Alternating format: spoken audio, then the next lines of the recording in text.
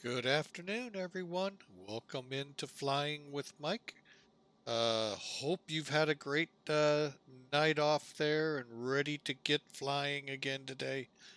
We are, as promised, in Miami, and we're going to head up to Raleigh, Durham. It's about a 500 and some change miles up there. So it shouldn't be too long of a stream, folks. So I say that, and then we end up 3, 4, 5 hours into it, which I hope y'all don't mind. So today we're going to stand up to cancer. Well, I wish we were actually doing a telethon or a big drive for it.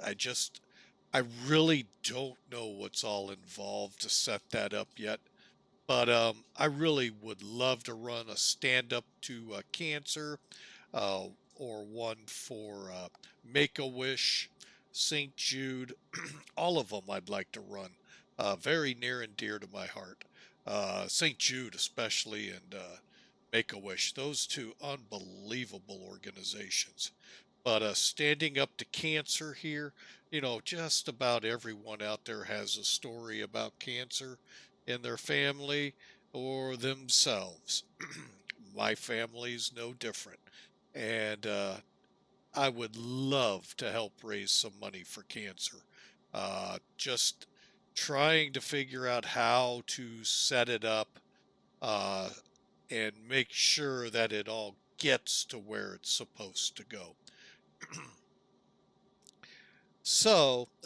But what we can do is at least advertise for them, standing up to cancer by flying this flight with the special livery that Virtual American has actually American Airlines has for this cause, stand up to for cancer. So uh, just wanted to put that out real quick why this bird's out there. Um, I love seeing it when I saw it. That's part of what helped pull my trigger to get the A321. So that's a pretty good logo they have on the tail. That's pretty cool. So, all right. So keep that in mind while we're flying today, how you could help uh, the fight against cancer. All right, so like I said, we're in Miami, otherwise known as Miami to everyone else, and we're going to crank it up for Raleigh, Durham. So let's hop up into the office and do a little pre-brief and then get our butts on the road, hopefully. All right, so there's Sim Toolkit. Now, today's flight will be on POSCON. Uh, just trying to get back into the swing with them. For a while there, I just couldn't log in with X-Plane 12, but Bad Attitude and his stream helped me out immensely getting back in. So, all right, so you can see, yes, Florida is about to get walloped up there around the Orlando area. North of Orlando, Jacksonville, but it'll eventually catch Orlando. Wouldn't surprise me if it catches Miami. All right, so loadout for today 160 people plus 2 lapped kids. We'll show you how you find that out. 36,800 pounds in the payload. Putting in the fuel tanks, 17,690 pounds for take our ramp weight of 163,000 pounds. All right, cargo. They say 8,800. We'll see how we load the plane, how it goes. Today's route, the Alton 1 DUCEN departure, Quebec 87 to VIYAP, Quebec 69 to GURGE, direct PETTO, not Petco, the pet place, PETTO, P-E Papa Echo, Tango Tango Oscar, dumpster 1 arrival. We're not going to say much about that. We'll let that speak for itself. Cruise today will be 35,000 feet, although they're saying FEMON, we can take it up to 37. We'll watch winds. But dispatch has been gracious to give us a cruise index or cost index 27. All right, let's see if the weather is still working. Hallelujah, it is. All right, Miami 120 at 8, 10 miles visibility. And we got a ceiling set at 25,000 feet. Pretty much not a problem getting out of here. Getting into Raleigh, scrolling down a little bit. 5 left is our intended runway.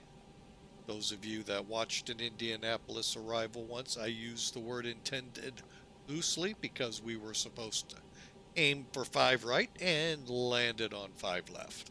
You know, we'll see how this works out in Raleigh if I end up on 5 right. So, all right, calm winds, 10 miles visibility, but we have a ceiling at 1,600 feet. Temperature dew point spread, folks, 5 degrees. We'll kind of keep an eyeball on it.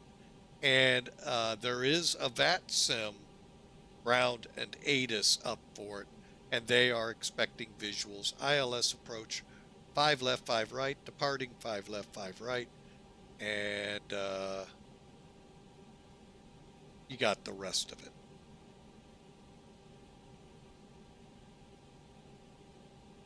All right, I told you we'd show you where we found the lap kid. All right, when you create your sim brief, you'll go in, you click new flight. Well, there's a little item there that'll say OFP layout. If you're in the American Airlines format, real close to the top of that long, somewhat long list, then you'll get that ability. Oh, sorry, folks. Been up real early this morning. Had to get out to the airport to pick up my wife. So coming back from Florida. All right, and again, y'all seen this before. This is the when you click generate. This is the operating flight plan you get back. However, formatted a little differently, and I'll show you what I mean. If you make it the AAL layout here, come down here to show details. Now that's not what you're used to seeing if you just blast away and don't change. It's a different format. It's kind of, they tell me, the way American Airlines pilots see the data. Don't know. Never had American on the ground long enough. Scroll all the way to the bottom. Past the wind charts, all of that. This is a special section that was added. And you can see it gives you takeoff weight, fuel on board, 0 fuel weight, even the flap stab recommendation. I don't know how accurate that is, and so forth. But here's your passenger, lap, and it is exactly what that says. Those of you with infants know exactly what a lap child is. They sit in your lap. It's a very dangerous practice on an airliner.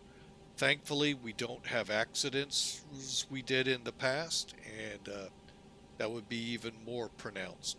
You understand, because what happens when you suddenly decelerate a vehicle? You, without a shoulder belt, do what? What's in your lap again? So, that's what we have here. 2 lap kids, the freebies, and you all thought they just wanted your money. Cargo weight, there's our 8,800 pounds. We'll see if it comes to needing that. All right. Sometimes, folks, it really is for your safety what they tell you, or the safety of others, I should say. All right, so there's our flight. Let's pull it away. We're going to go ahead and load up real quick here, and then we're going to get right into the checklists. I really want to try to get this bird going quick. All right, cargo's already loaded up. Let's go. You know what? Let's hold on this for a second. Oh, wait, we can put the fuel on, because that's going to take a little bit. Possibly. Okay, not very long. I just... Do you all remembered the amount of fuel we got to put in? It is, just so you refresh your mind, 17,690. We're already at 15. It won't take too long. And we said 690, so let's... Okay, we're going to have to go to 800, and that'll be fine. Request fuel. The truck is on its way. Hey, you know what? Let's show that. Here he comes. And he's getting in there to hook up to us.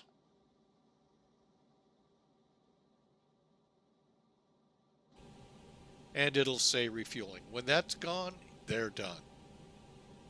All right, and over here, I'm going to switch over to weight and balance, reset to current. All right, how many people do we have? Right now, 120. We got our fuel now. So now, I haven't really tried, I don't know if you can even make it set up here. So I'll just come back down here, go to this page,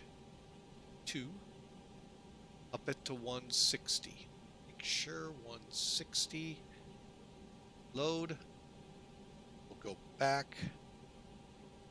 Now we got 160. Okay, so now we got to look at our zero fuel weight. It's 145,241. So we are going to need to add some weight, not the 8,800 pounds. That's why I'm always cautious of that. So we need to get up to 145,241 minus what's on board right now, 140,611, 4,630 pounds. So what we'll do is we're going to head back to our center console here, click mechanic again. Be very careful when you go this direction, folks, because it will start the process for us. See, we needed 4,600. Okay, so let's go 2 and 2. So that's 4,400.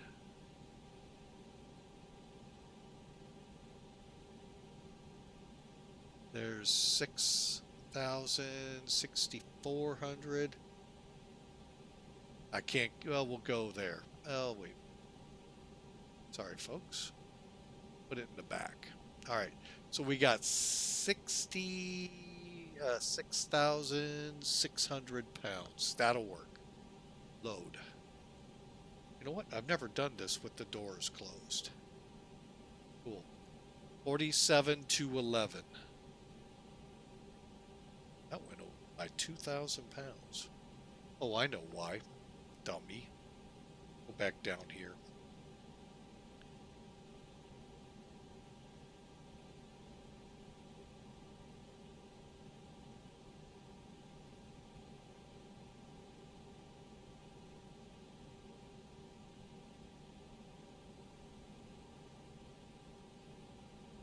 There we go. 45,011. Close enough. You can't split the hairs with the 200 that easily. Oh, yeah, so we'll leave it right where it's at. All right, so we're a little shy. That'll work. So we got our 17,769 pounds, which is about 180 pounds heavier. That's fine. And we're offset with cargo, so we're good. All right, that takes care of the loading. And you saw how simple that was, folks. All right, with us loaded, so I don't forget, because it's on my mind right now. Fire up the ACARS program. Worst thing they can get me for is taking too long. Booking, and that's my flight. There we go. All right, here we go, folks. Let's get into the checklist, shall we? Okay, so we've done the flight plan. We've loaded the perf. Charts are ready. Landing gear levers down. 3 green. Flap lever is in the up position. It's down there far enough. There we go. And shows up. Spoilers down and disarmed. If they're armed, you'll see that white band. We talked about that yesterday. That's what's missing from flight factor. Thrust levers at idle, and master switches are both in the off and the mode select in normal. Okay, radars are off, and transponder is set to the squawk we're required on. Go ahead and turn that one up. Dial up just for now, just in case. All right, so let's head up to the overhead. All right, let's check our batteries.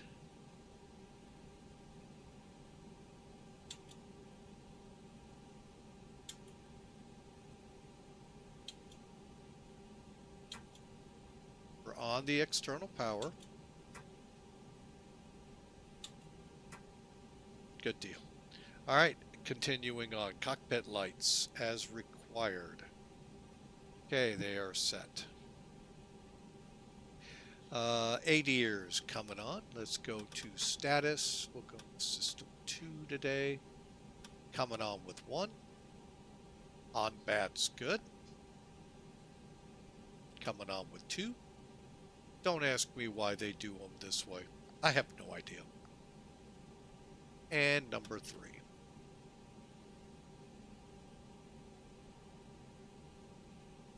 Okay, coming up here.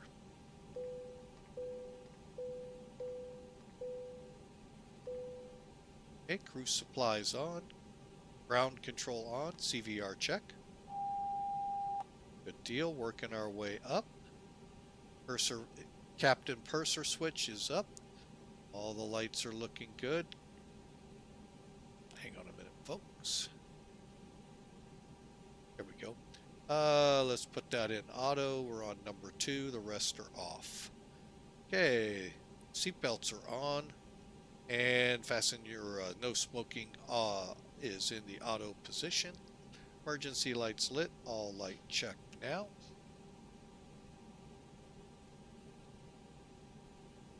Okay, come down to the middle. All the lights are working there. And down below. All right, so we can continue on.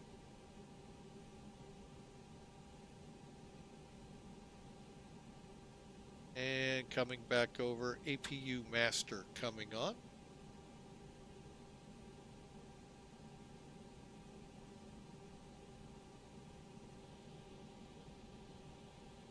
Just waiting for the words flappo.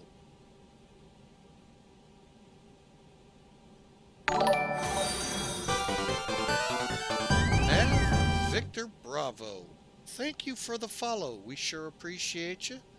And for the introduction there, hello, sir. I hope you're having a great day. Start it up.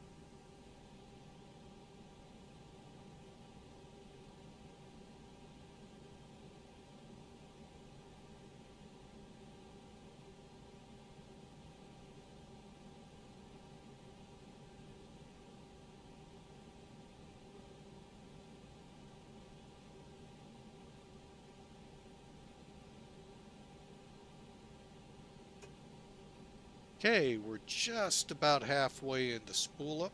Let's head outside. Sometimes it's fun to listen to.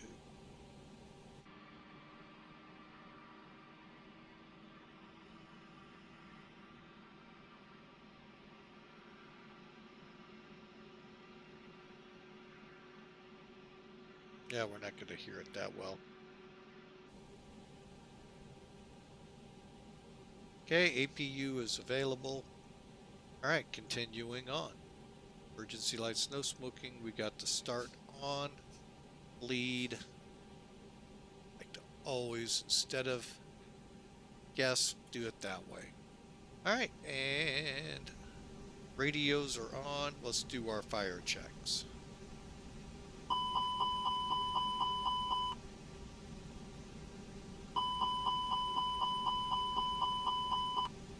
Okay.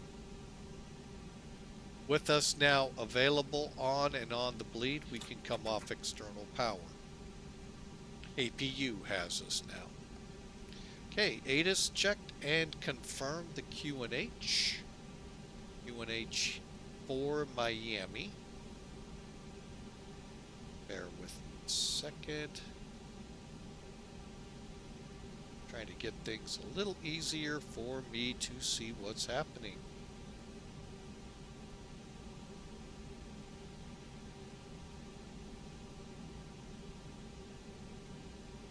Okay, let's see. Is that on that screen? Okay, there we go. A little worried. Oh, I love when I come over to look at screens and they're not where they're supposed to be. Okay, so we got our clearance. We are cleared. We did this before we came online with POSCON. Find the window. It says cautiously. All right, so we were given a clearance. Cleared is filed via the Alton 1 departure. Second, lost it again. There we go. DUCEN transition. Initial climb is 5,000. Expect flight level 35010 minutes after departure. Squawk 1440. Departure is 11. Hang on. 8.3. So just so you all are aware.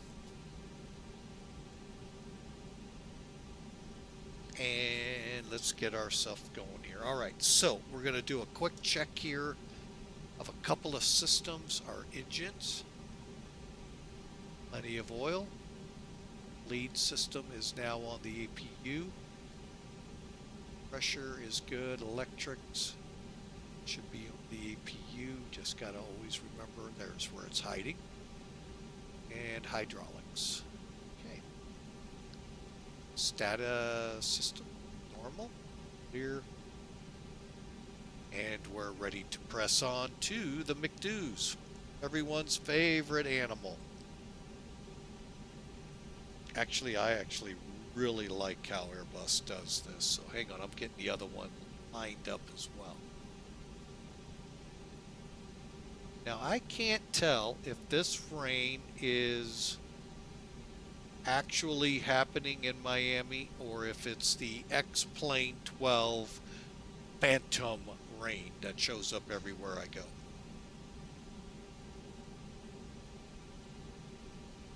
It could be a clear sunny day, not a station within 500 miles with rain, and lo and behold, we get rain here, folks. Don't know what causes it, but it is what it is, and well, you know. All right, so let's do it. So let's go to the initial page. Let's do an init request. This works, folks, if you have a SimBrief account. Once you have your SimBrief account established, it's free. Over here in Toliss, I'll show you where you go to set this up. I think we're all caught up here. Okay, real quick, let me show you so I don't forget. Go to Plugins, go to Toliss, open ISCS, come over here to Sound Add-on Accounts. This is where, if you want the Neo, you come to upgrade, but you gotta have this plane first.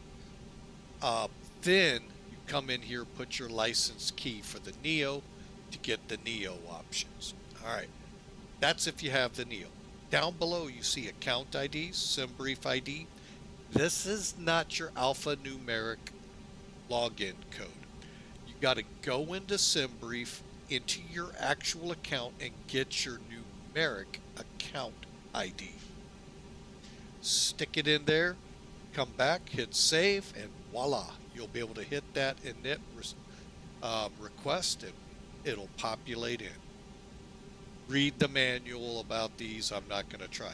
If you want CPDLC ability, now for those of us at Virtual American like I am, this will not work with that Virtual American site where it'll tell you your gate you're going to, where you're headed. But it will hook into ATCs out there. I got one in the 6 months, 9 months that I've been flying the A320 or 19, one of the two, once. Most of them don't monitor, I have found. POSCON, on the other hand, doesn't use this. They have their own. So I kind of like what, if everyone would go back to this. Yeah, you heard me. It means going back. Because that's how VATSIM started texting. And everybody hated it. Except me. I really liked it. Because listening to some people out here take 10 minutes to say something that takes 10 seconds, it's hard, especially when you're trying to tell people. And I just go, screw it. I'm going to hit them. So, all right. So in it A, we've done the request. Now we can actually fine tune that alignment there. Pulling up the coordinates right now. Crap, I forgot where I'm at. D41. That's where it is. D41. Okay, let me bring in charts room. Resized everything and it still doesn't help. Let me resize charts. Okay. Now the reason I made it this big is so you all can see the numbers I'm looking at. Okay, we're going to be fine-tuning right here, lat long. We're in D41. Oh, there. Oh, D41 is its own. 2547.48 north. 547.8 north. Okay. Going next is 8016.9. That one we're going to have to do. So click up, down. It said 16.9. All right, so we needed to read west 08016.9.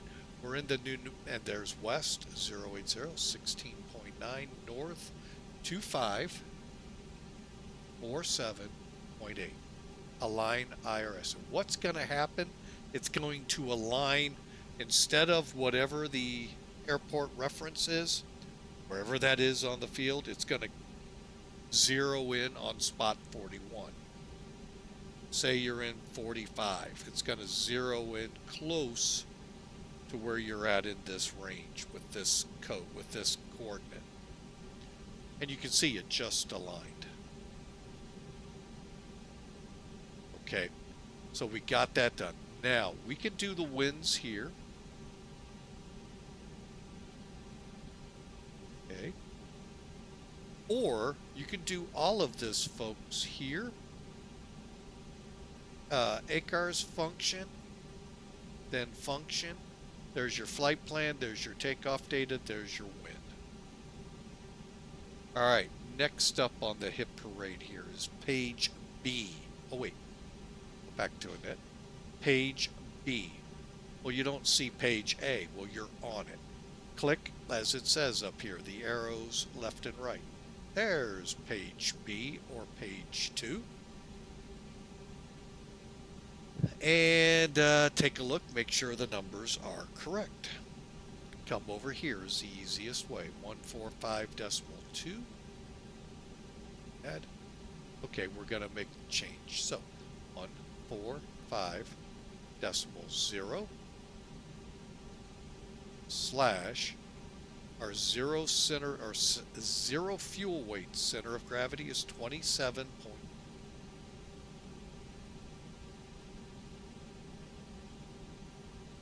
Blocking out 7-7, 17-7, good. All right, we are set up and our numbers all look good here. All right, pressing on to the flight plan page. Okay, we're going to Miami. Bear with me a second here, folks. All right, I am going to resize this just a little bit. All right, that should work. Why? So you can see this. I'm going to go into plan. We'll do it at 40. If it's not enough, we'll back it off. Okay, so now we got to work on this departure. Okay, that's what's missing. So we go to departure. Well, we know we're shooting off. Should be, let me rephrase that, 8 right, not left. Left is 8,600 feet. And you got to cross to get to it. So let's do 8 right. And it's 10,000, roughly 500 feet. Now we know the Alton 1 departure we're doing to DUCEN. Pretty simple, straightforward stuff, isn't it, folks? Done. Insert. Notice how it closed in everything. But let's check. Believe it or not, sometimes, folks, it doesn't load right. And you need to make sure of that, because if ATC comes on and says, fly direct FARI. I don't have FARI. I don't know what to do. I need vectors. This is when you make that correction. Probably because you're outdated on your nav data. Your takeoff clearance will say, cleared for takeoff, 8 right, RNAV direct sea salt, then on as filed. What does that gobbledygook mean? Basically, your RNAV to sea salt, RNAV to deals, whatever they say, your RNAV to it. Meaning, fly your damn flight plan. Pretty simple. Fly your flight plan. So sea salt, deals, Livy, FARI. Okay, so we'll just kind of make sure nothing goes astray here. So many people get stressed out here. Just do the pre-flight checks and you can get going instead of being in such a hurry. Slow it down a few notches. Seals, DUCEN. Okay. Alright, so now we're on the flight plan. Okay, so from DUCEN, hang on. There we go. Reason I wanted to make sure we could read them all. Okay, so from DUCEN, oven, P, FEMON,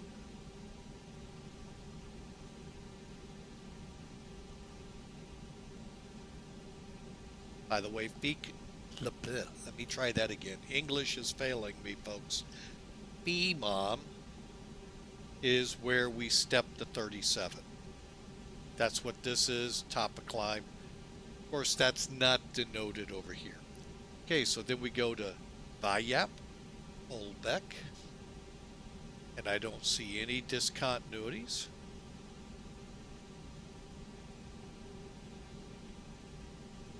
Isuzu, I should say. GURGE, I don't know.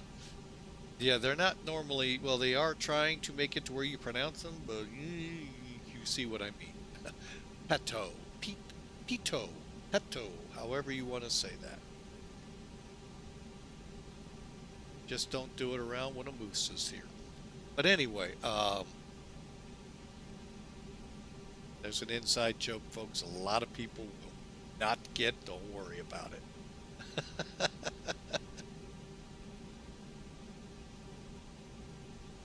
All right, so I brought up Raleigh, Durham. First off, we're 435 feet. Why did I bring it up? Remember, we're coming in 5 left. Wanted to see what kind of taxi we have. And I'm looking here to see where the real flight went, or is going. Let's put it, oops, wrong one. Doggone it. Da, da, da, da, da, da.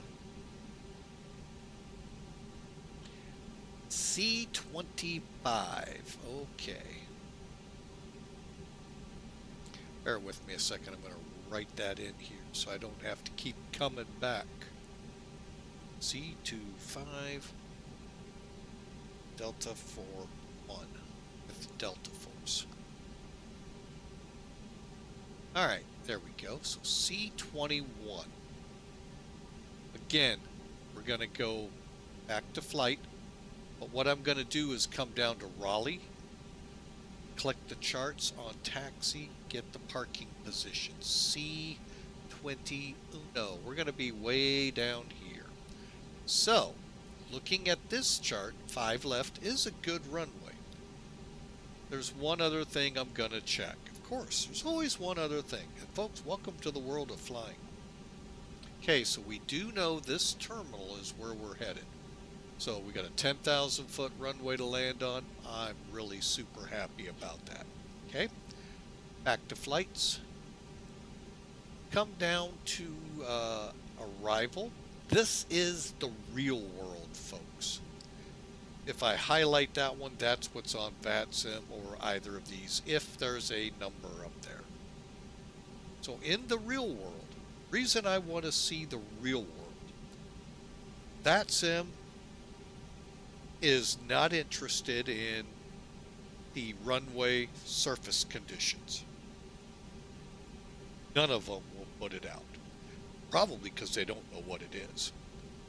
But I like to come here because the ATIS is one place to find them. You'll always find them in NOTAMs. But most airport facilities will put that up on their air terminal information. So, according to the real world one, 58 minutes ago, 210 at 3, scattered at 1800, broken at 25,000. Hey folks, beautiful weather in there. They are simultaneous converging approaches, which I don't, was it because of this one? That one kind of confuses me. How do you converge on parallel runways? Okay, so expect a visual, 5 left, 5 right, 3-2. There it is. Okay, so 3-2, they are using it. Okay, that's converging. Okay, you got birds. Combined frequency in use, all tower traffic is on this frequency, all ground is on this one.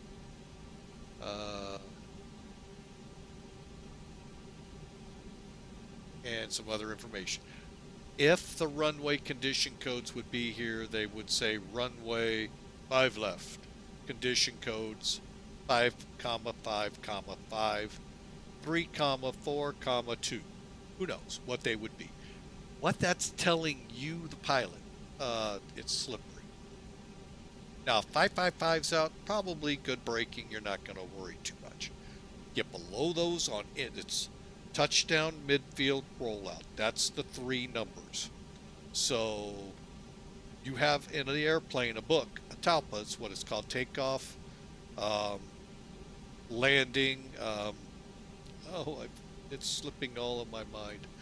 May 59 years old be better to you than me. But basically it's giving your what's expected performance-wise on braking. So it lets you know, hey, adjust for this, add this value to this to adjust to be able to stop without too much trouble. Not going to say you're not going to run into trouble. It's just alerting you, hey, it's slick. Again, X-Plane does put that into effect on their runways. I've done it a year ago up in Anchorage, and it was slippery. The ramps, everything. A couple months ago up in Indy, could not get better pushback to push me back. Kept going in circles because of the ice. So hopefully VATSIM controllers start waking up and going, oh, that's what that means. So anyway, just sorry for the divulge. I just wanted to go there. So 5 left is a good choice. We're going to go 5 left. Okay, now, what approach? You saw in the ATIS, they are currently doing visuals. Okay, cool. How many of you like doing visuals? I know I do. But they're also, once I get established and I can see the runway out there, flying it in can be sometimes tricky, especially if you're into clouds. Now, of course, technically that means you're not in a quote visual approach yet. So we'll take it as 5 left, but let's see what kind of approaches we do have. There's 21 possible approaches here, of which 1, 2, 3 stand out for our runway. We have the ILS coming in at Otis. We also have 2 RNAVs, a Yankee and a Zulu, also out of Otis. So really, it's our call. I choose, let's take a look at the Yankee. What's the difference? Okay, so we come in on a 068 to intercept, okay. It's pretty good. Let's look at Zulu. Zulu, where are you? Okay, I can already tell the differences. You have an additional entry, heave. Remember, you didn't see that here. It's just Otis and then on to the approach. Zulu, you could come into heave and cut it off. So otherwise, it's the same. Once you get to WEPOS, it's 2,200 feet for the arrival.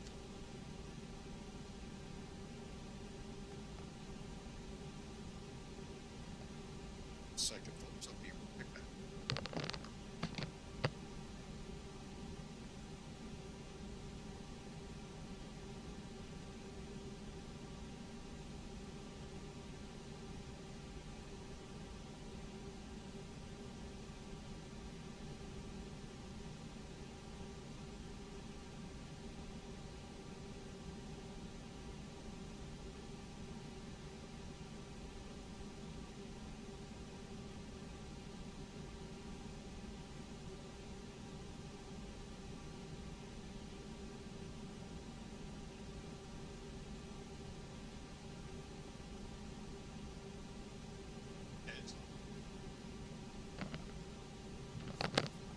All right, folks, and I apologize.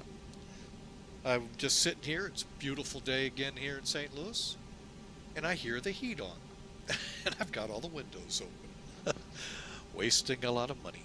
All right, so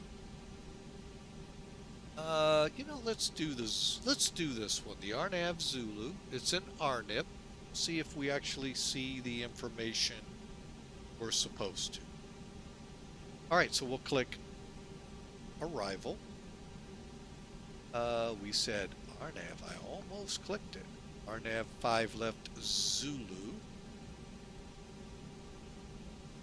Now our star is Dimster 1, however you want to say it. I call it Dumpster. And we're going to come in, click up, Otis.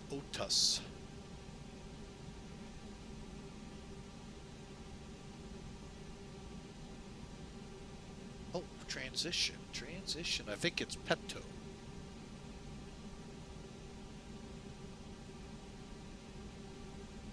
When in doubt, look across the top.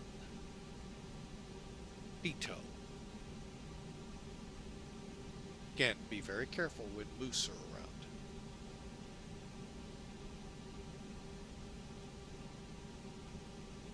All right, so let's continue where we were.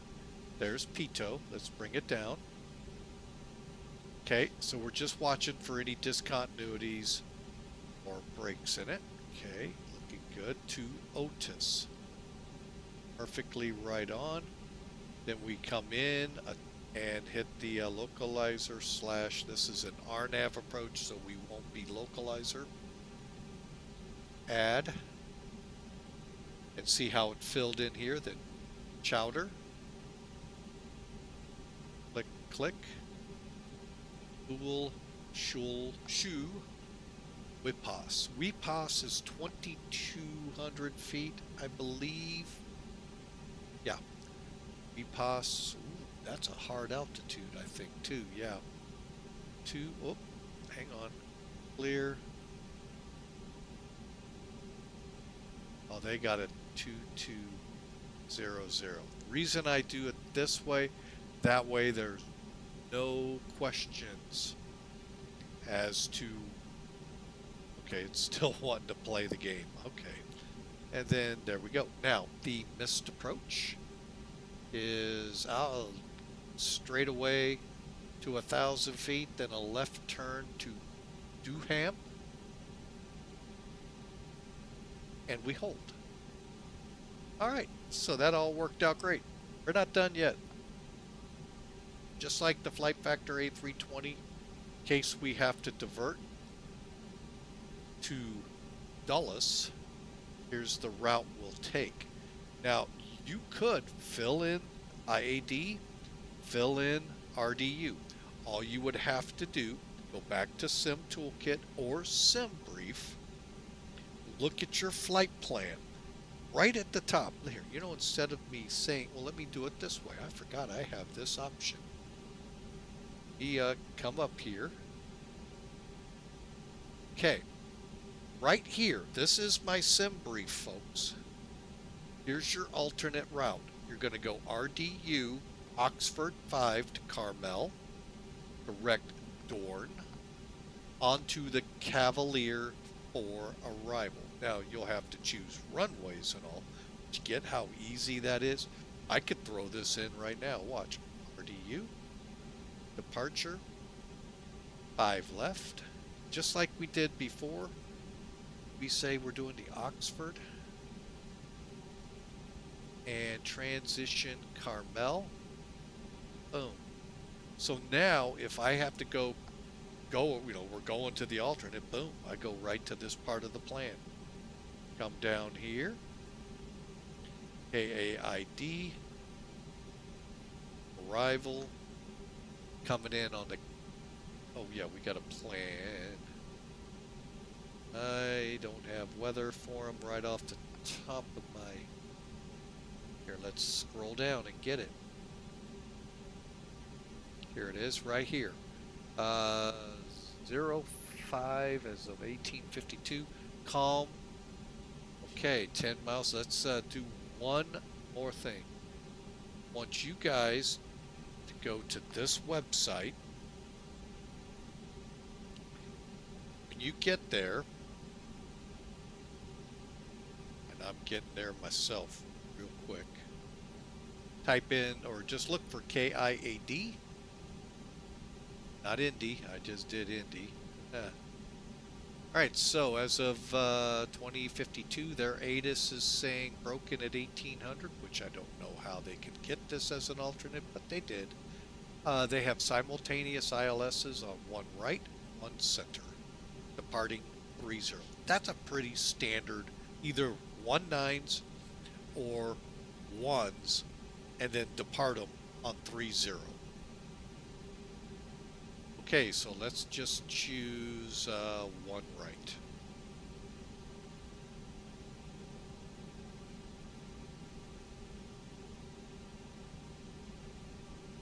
Okay. Well, they're saying one left. We'll do one right. ILS, keep it simple, folks. Keeping it simple is key here. Okay, one right. Cavalier 4. Star for the Cavi is Dorn. Uh-oh.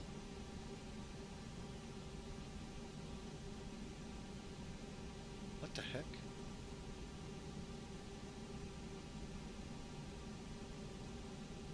Yes? check.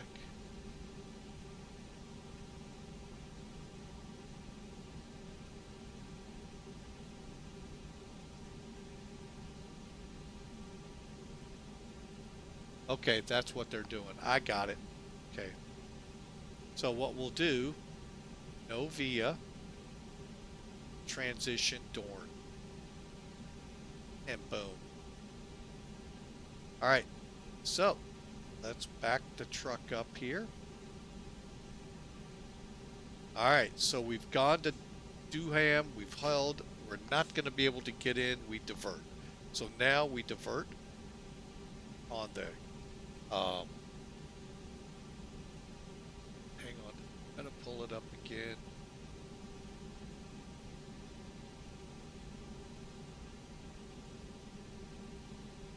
So I will depart my flight plan via the Oxford 5 departure to Carmel. There's my departure. Then to Dorn, and we enter our arrival. Cavalier 4. Direct. Here's what we're looking for. So what we're doing from Coins to Mosby. Oh, wait. We don't have the charts up. I am just going to get rid of this one. So we'll clear. Clear.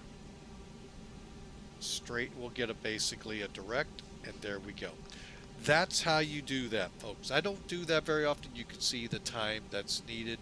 But yeah, there you go, all the way in now to Dulles if we have to, plus we have to do another missed approach. So, all right, kind of get the gist, that's how that all worked. All right, so let's press on here. RadNav, we got to pick up pace. RadNav looks good.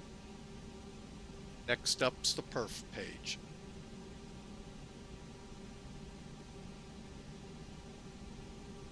All right. Let's get back over here. Takeoff performance. On 8 right.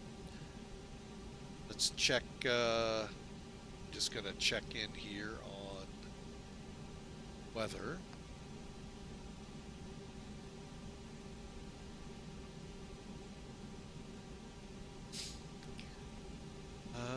Weather as of 2053, we got 100 at 10, gusting to 20. 12 minutes old. 10. Temperature 27. Altimeter 2993. Okay, we don't need anti-ice. Takeoff weight should be good. Let's double check.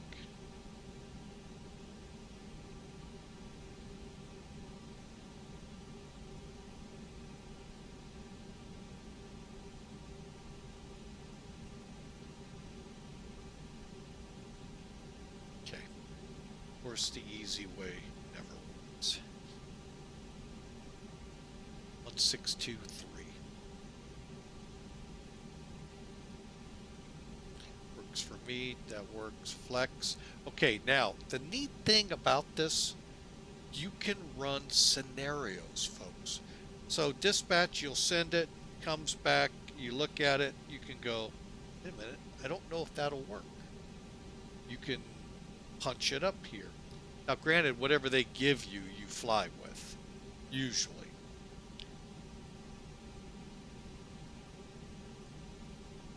Always verify your data though.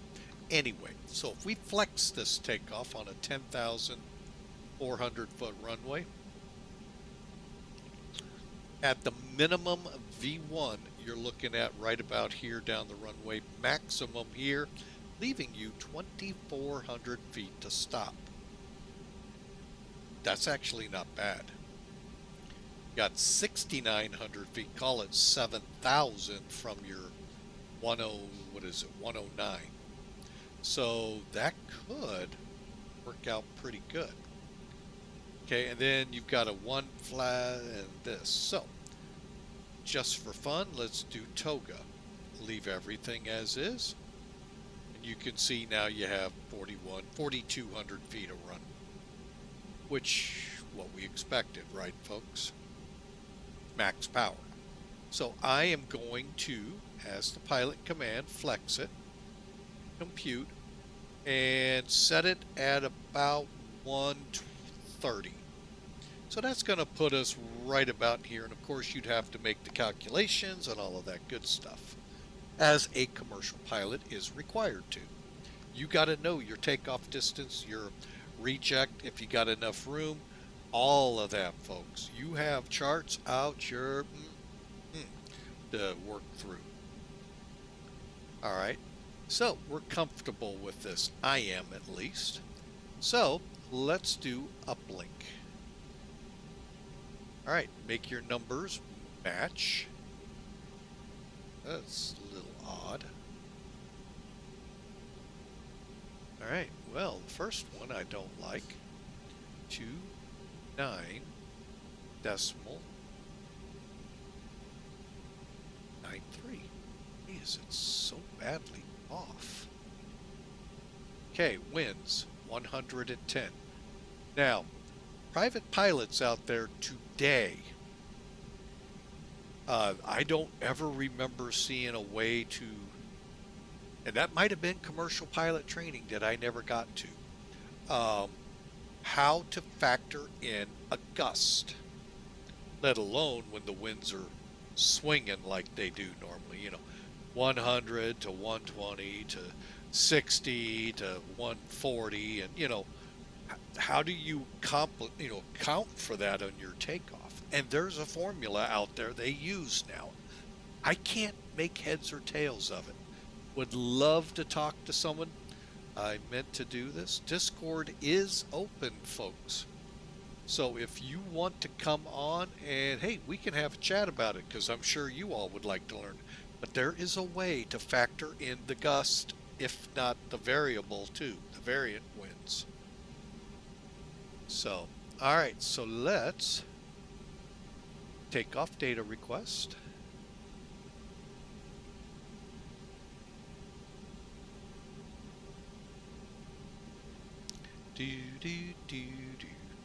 Received. All right, so here we go.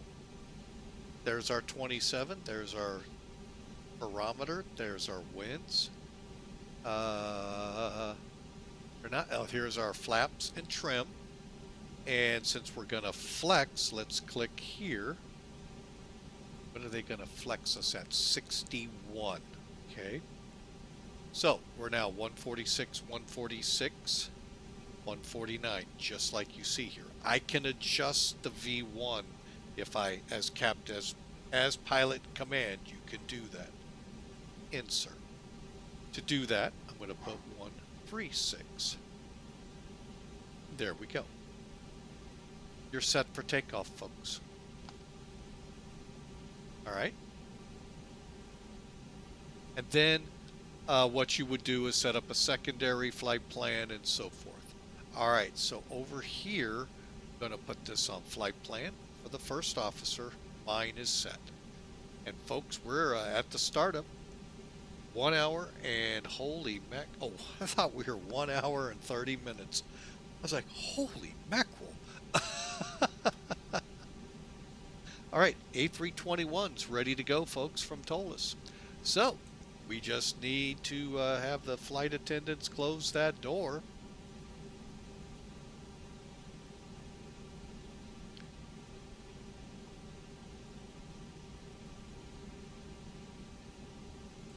Okay, waiting for the light to go out. Doors closed. Make sure we got the seatbelt light on. APU lights on. We're ready for pushback, folks. Hope the information I gave was useful. And we are on ACARS, correct?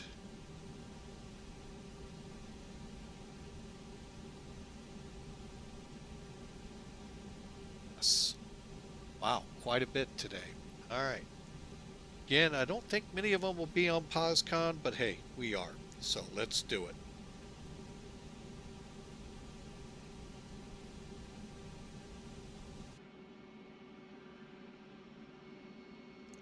Okay, let's make sure we disconnect from the external power. Before I do, I always double check my switch. It says available, and we're available running on the APU. Okay. Reason being, I don't like when a plane goes dark. Okay, we're ready for it. Let's get better push back up and going. Hey, Captain, let me know where you want this thing. You really don't want to leave the question that open there. Better pushback.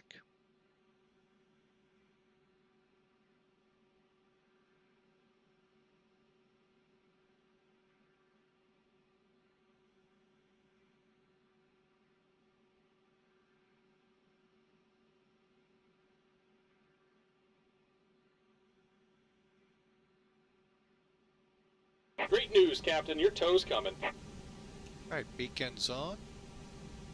Ladies and gentlemen, this is your captain speaking. Welcome aboard American Flight 638 service to Raleigh, Durham.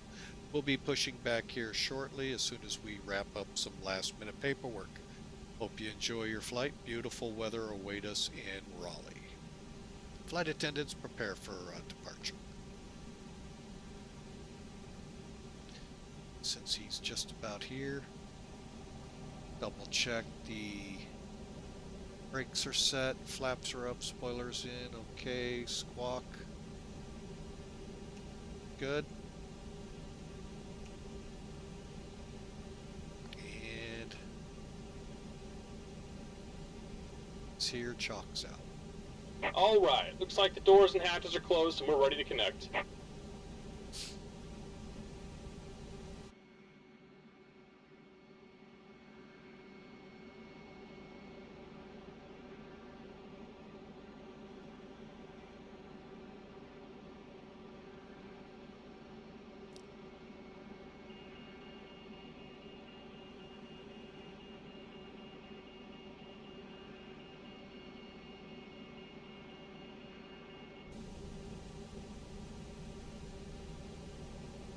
All right, continuing on, fuel pumps on.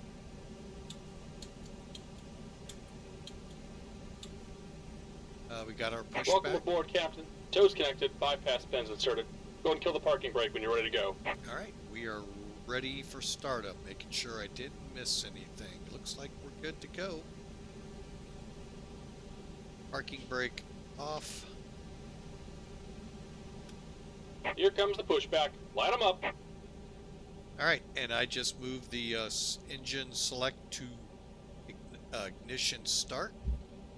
We've got plenty of air pressure. I'm going to go ahead, start up number 2.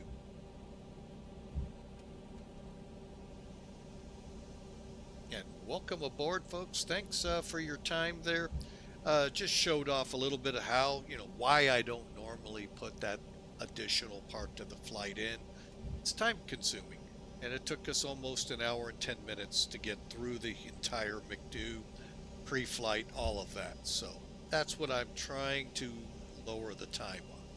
So, but anyway, that's how you would do it. Now, a secondary flight plan could be like an engine out or just something secondary in case something happens. You can just dial it up quickly. So, but we're pushing back. You said 2993. Okay, and I always like to verify over here. Okay, we're good, and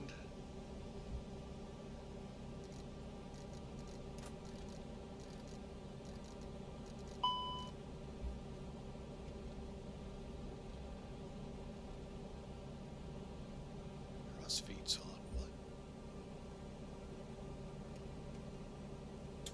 Well, that's why. I actually turned them off. My bad. Fooled me.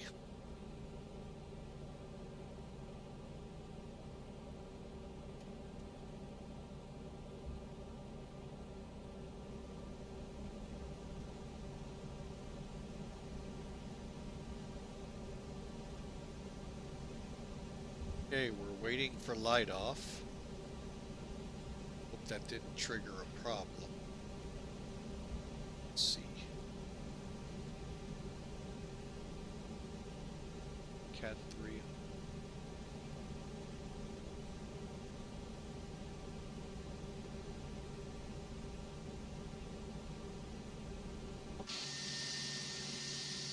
Here I am waiting on my engine. I didn't even realize it's Just about done here. Go ahead and set your parking brake. spooled up on me. And we're disconnecting the tow. Here we go. Give me just a moment.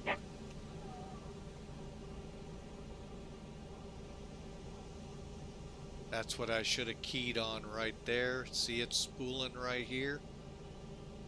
When it gets to that point, folks, it'll start the ignition process.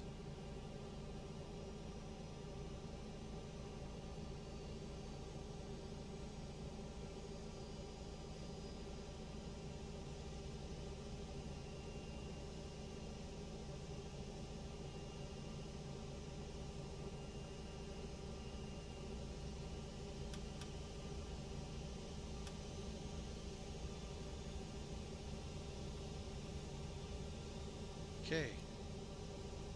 And we're disconnected. Signal and pin on the right. Take it easy and have a safe flight. All right, thanks for flying with Mike there. Better pushback.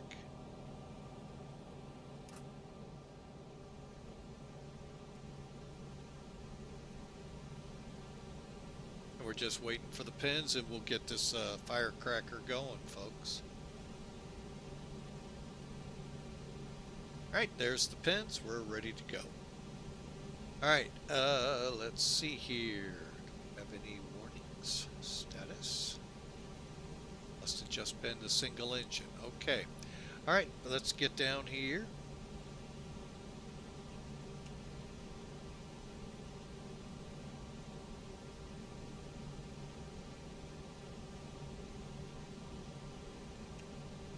Okay.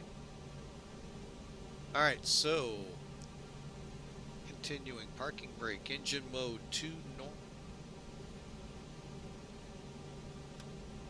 Second, let me get up here, start my chrono for 3 minutes.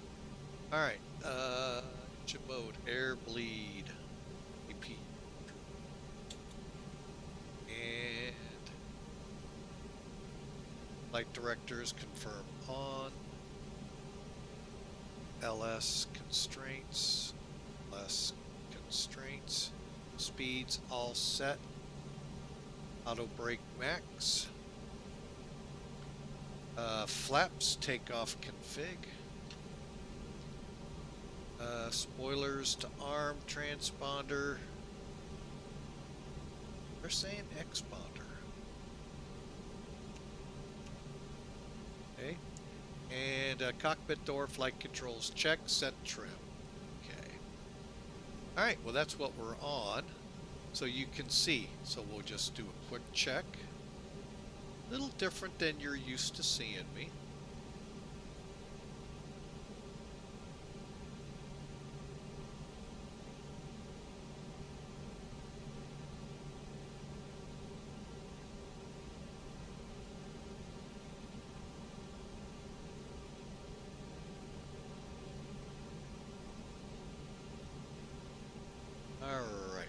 We need to be up 3. So where you see my pitch trim here, it just needs to say 0.3. Match this. We already got the flaps at 1. Let's match it. All right, so up.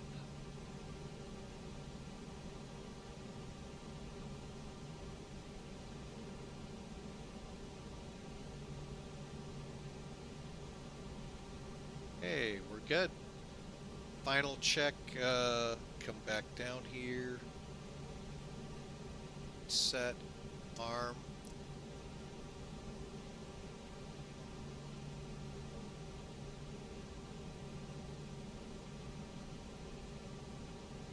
okay, oh, and our frequency, 118.3. Now folks, if you're on VATSIM, don't forget the rule change, or they're trying It's a test to go to CTAF. Check with VAT USA. It's only in the VAT USA region, so that way you can talk. You're getting more realistic. You would be on the common traffic advisory frequency, which is what most of you do anyway. Stand by.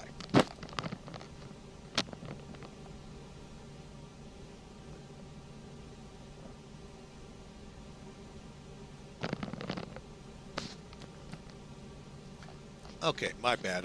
My cord was getting all tangled up here and I just needed to fix that. All right. So, but anyway, as I was saying, most of you already do that to the extreme degrees that some of you do. But, you know, hey, whatever floats your boat. All right, get those in the middle. Here we go. Brakes off. Miami. Hang on a second.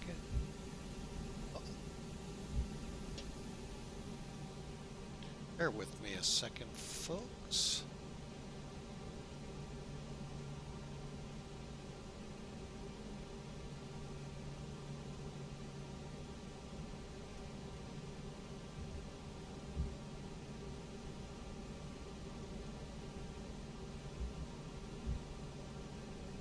Miami traffic, American 638 taxi, 8 right. Really, that's all you got to say, folks, when you're in common traffic.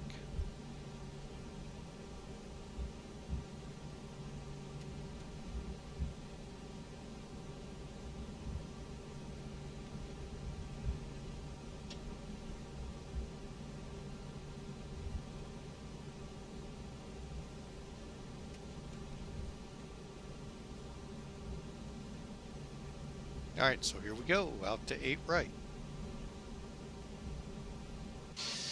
Yeah, to me it just gets a little frustrating on VATSIM 22.8 or common traffic when people feel they have to hog the channel. Just, you know, I'm going to go 10 feet down taxiway Alpha to Bravo, then 100 feet down to Charlie. I mean, literally that's what it sounds like, folks. And to say you're going to the runway, pretty easy to figure out what you are, and if I really need to know, I'll look you up. Oh, I didn't know we had this little hump here. But yeah, and that's how I was taught, brevity. Because you know what? There are other aircraft trying to talk.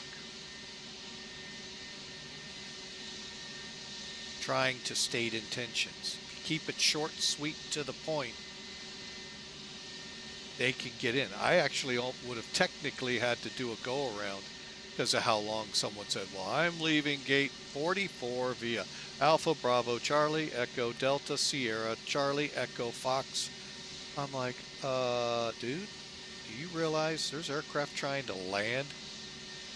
And I just turn off VATSIM when that starts happening.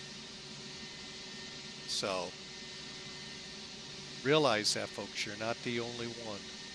Everyone needs to state their intentions, but not to the degree some of you guys get into. Now, if ground tells you, yeah, you got to read back, but quickly, because there are other aircraft that try to get through. It gets very frustrating. Enough so I just disconnect. And then I'll reconnect as soon as I'm on the runway or as soon as I'm airborne. Out of their control. Yeah, I'm one of those, folks. The ones you hate.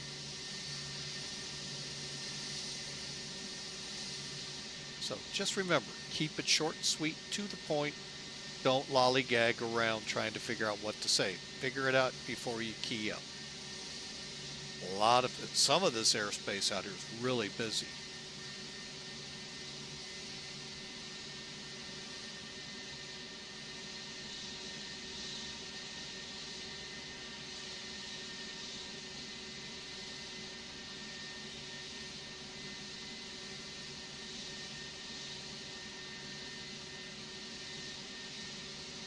All right, well, we're on our way, folks.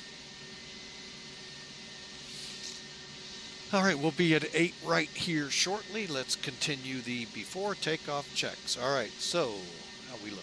Good. All right, so let's do it. PWS and radar's on. We're in turbulence and we're set tilt at even. Transponder we can now set to TAR, Terra as some call it, TARA.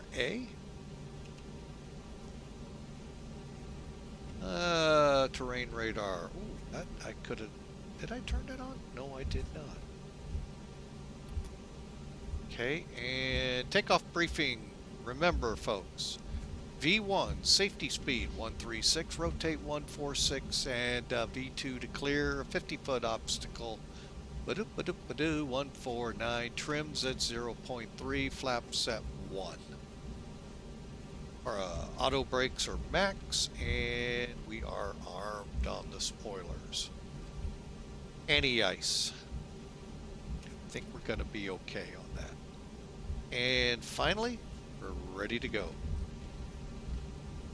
Miami traffic, American 638, departing runway 8 right, Alton 1 departure, DUCEN.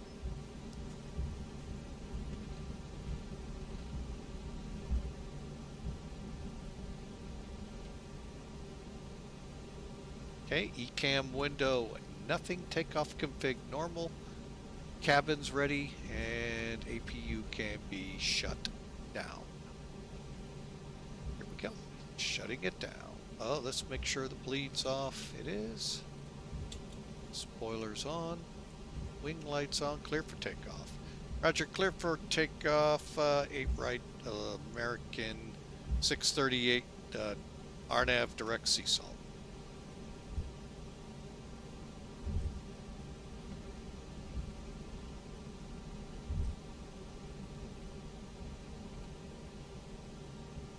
Okay, and we'll clear up our timers and to start one when we push back, but well, no, I'm going to turn that one off. Okay, bring it to a rest. Okay, on, get this one running. Set max, we're ready to go. Light them up.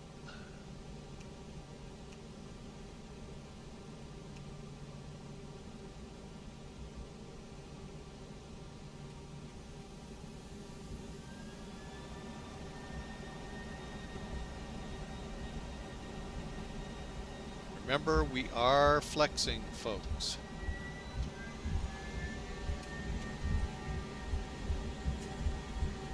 Okay, all blue, flex. Here we go. Airspeed's alive, 80 knots. And airspeed alive over there. Get your butt back over here to the center line.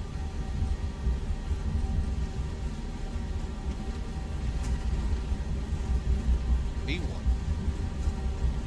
Rotate.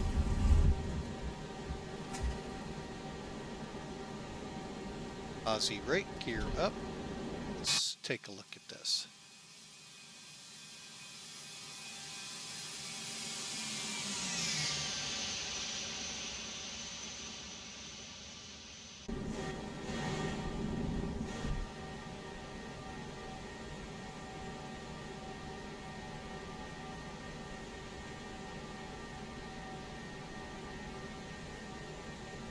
All right, let's go to auto and finish it up. Takeoff, chrono, stick, flex takeoff, brakes release, gears up, spoilers into disarm, into disarray.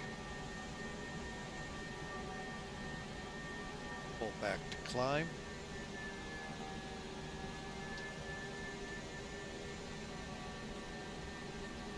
And we're just going to build up to S speed, so we are on our way. Folks, I hope you've enjoyed today. Like I said, I wasn't planning to go that long. Well, then I never do plan to go that long.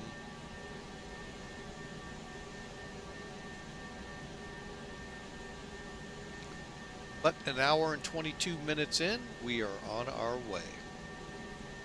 All right, spoilers, auto thrust on, 1,500 feet. Nose lights can come off.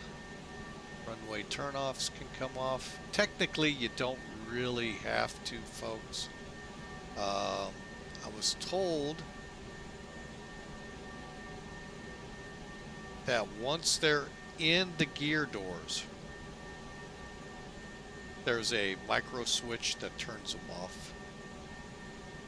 True or false? Don't know. I'm going to assume, being he says he's an Airbus pilot, it's true. Okay, flaps are up. Climbing through 4,000 feet. Autopilot's on, flaps up, and we'll climb as required speed-wise.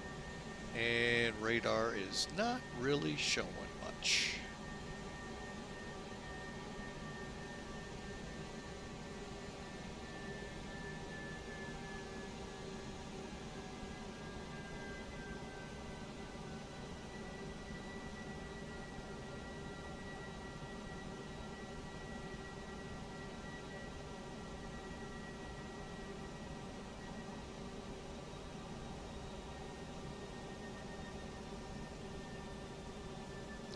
How far from deals are we? We'll let her maintain 5,000 till deals, and then we'll punch it on up. Is there an actual restriction? No. Although, acres is where it's supposed to be.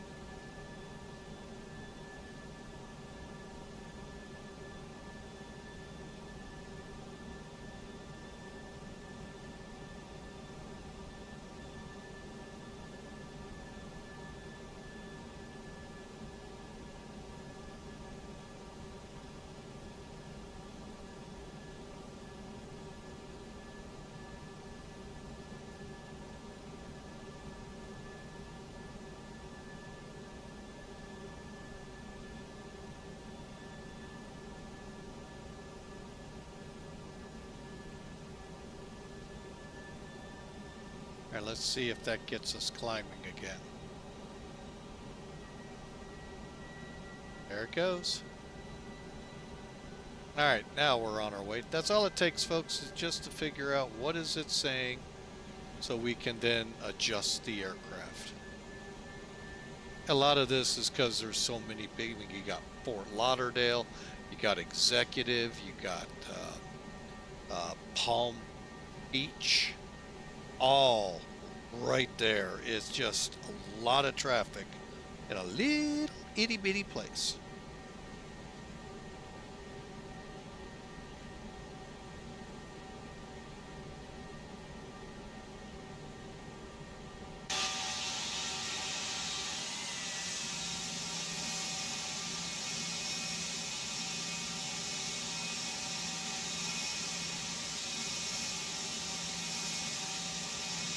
And again, there it is, the mighty Stand Up for Cancer livery from American Airlines.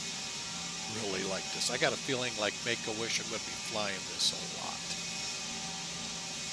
For Allegiant, I think I'll fly this a lot for American. Get a picture of that we can use later on.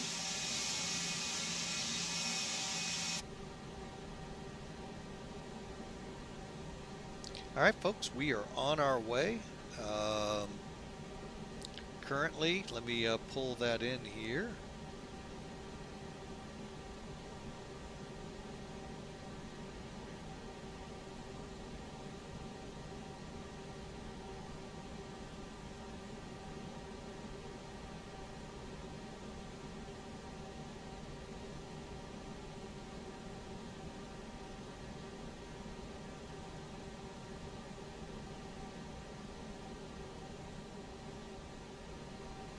All right. Let's pull a little help here for you. Sim Toolkit. Let's get the overlay going, and we're ready to go, folks.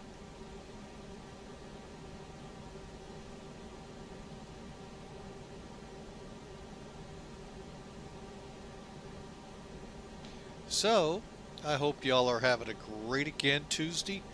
You're not going to hear from me for about 48 hours after tomorrow. I got a 2-day shift to work out at the airport. Oh well, it is what it is. And then Friday, depending on my condition, maybe a stream, maybe not. We'll see, because I got to be back out there Saturday.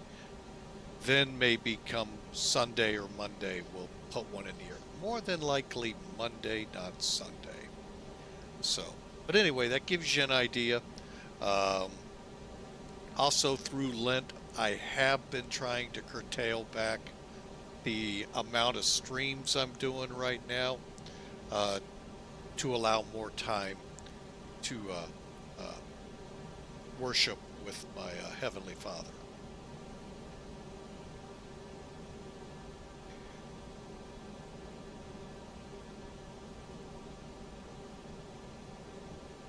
All right, so climbing out. We're above 10,000 feet. Let's go ahead and kill those landing lights and press on.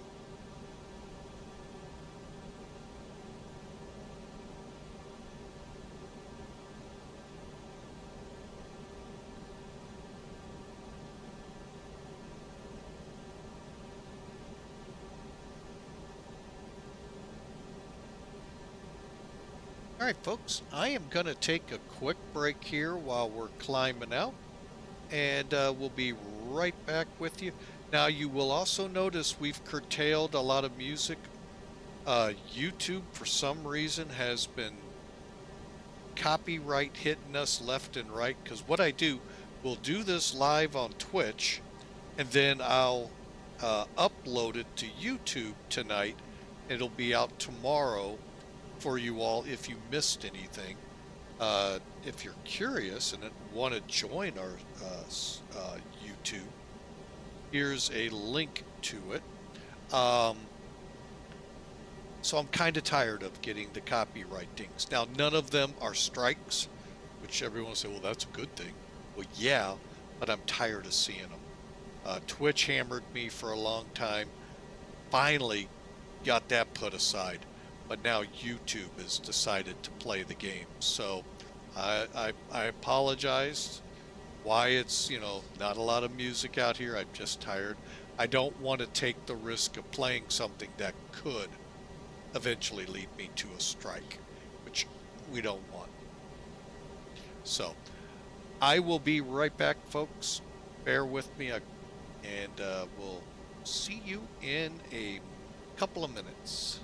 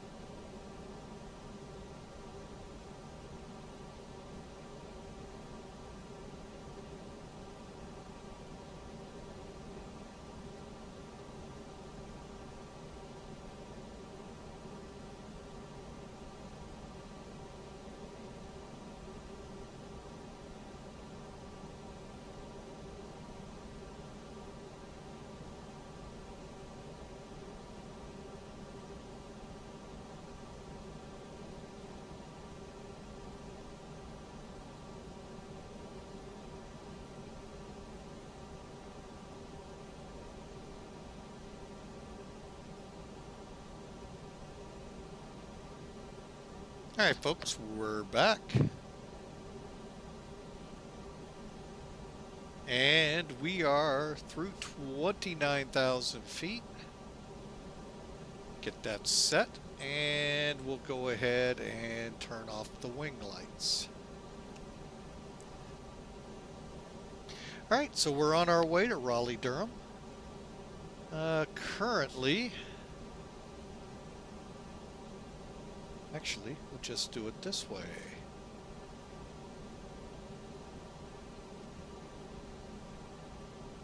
I'm sure you all know where you are. Sorry, I wouldn't have even. We're by Port St. Lucie, heading north.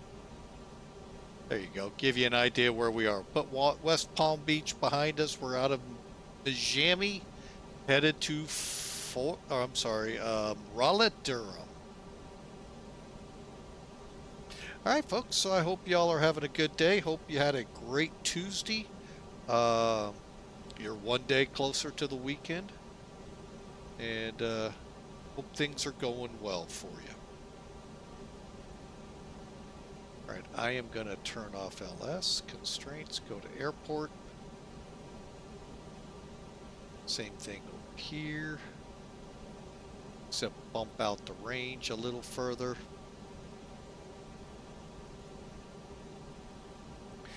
Now, if memory serves, we still got a little ways to go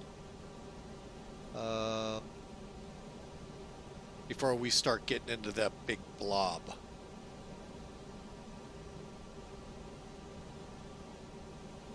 So, all right, folks, so we're on our way. Hope y'all can just kind of kick back, relax, and we'll be there. It looks like in about an hour and 10 minutes at this time. And be executing an RNAV approach, hopefully.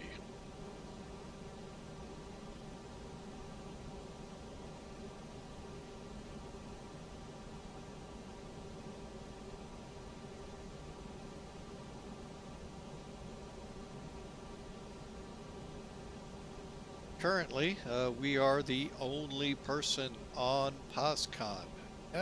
Ooh.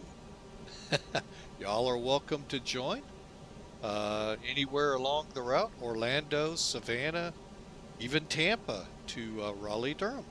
So enjoy the ride, folks.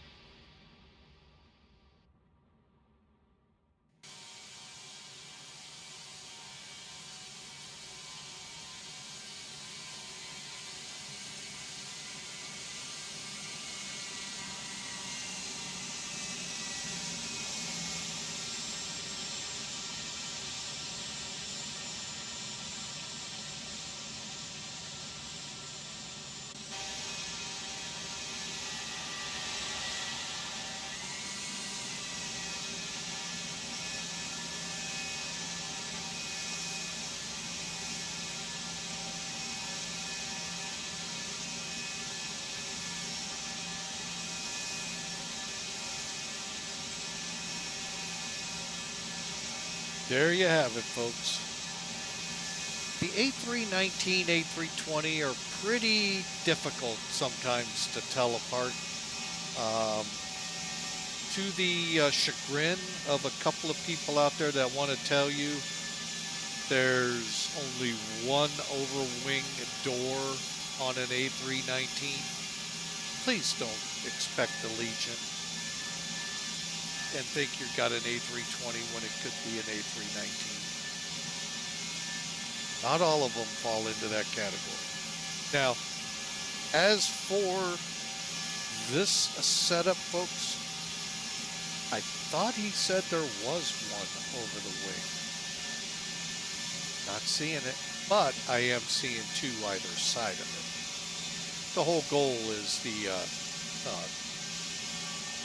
3 minutes to evacuate the plane.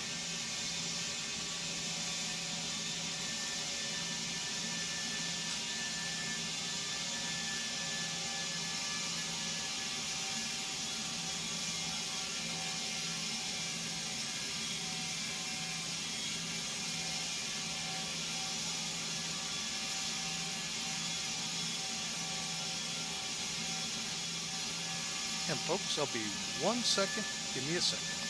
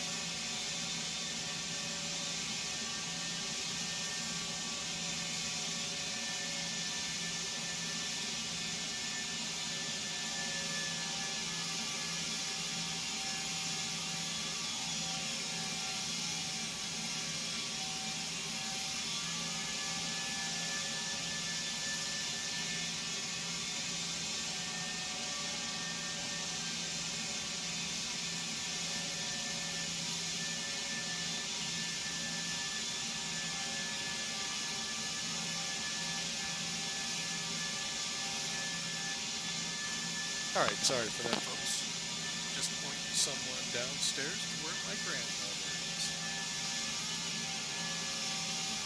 All right, so looking up here, we got an hour to go. Let's kind of look in again at the arrival to get into more details.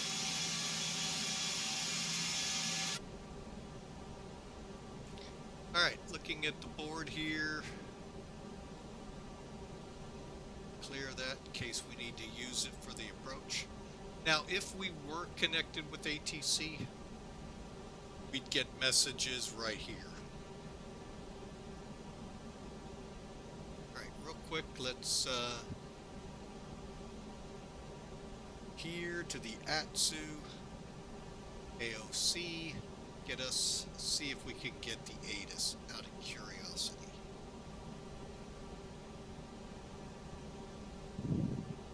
There it is. Information Gulf 2051 Zulu.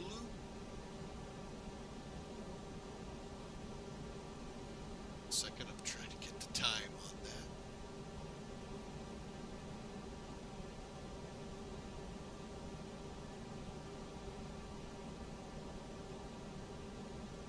And I see we just went into a commercial break, so little delay on this, but that's good. That gives me time. Okay, 21 D8 this about an hour old. Still calm winds, 10 miles. Few clouds at 18. Cast sky.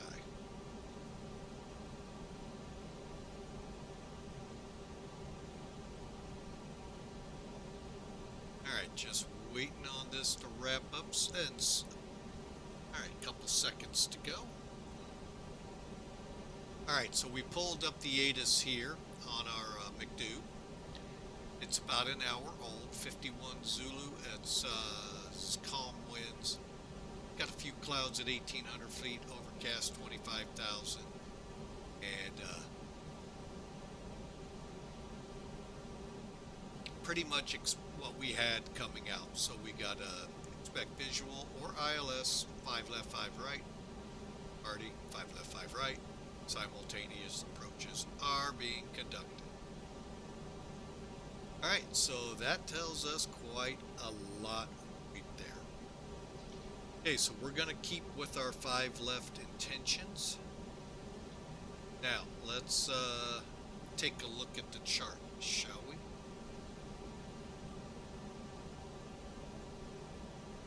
Alright, and start with the dumpster. Dempster, however you want to say it. D-ATIS 123.8. In the chat, I gave a web address. If you go to it, pull up KRDU, you'll get the latest and greatest. Real ATIS. Not every airport, but the, what I'll call the majors, and even some semi-majors. Not all airports have D-ATIS. Mine. Mid-America Airport is not. Okay, so for this approach, transition 18,000 feet, that's a no-brainer in the U.S. It's a jet aircraft only. Can't file the red FH transition. That is only assigned by ATC. So right here. Okay.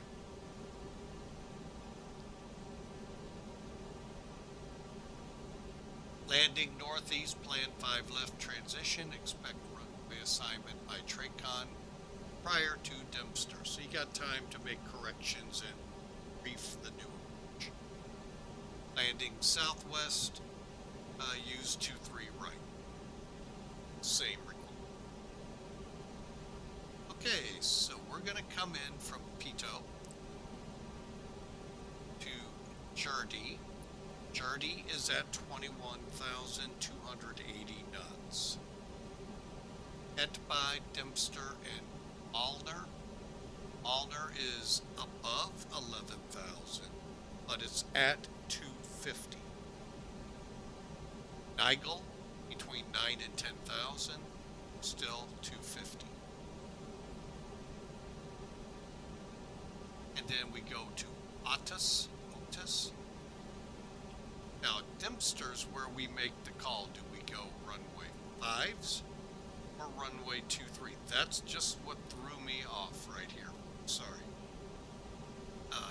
Usually they tell you that.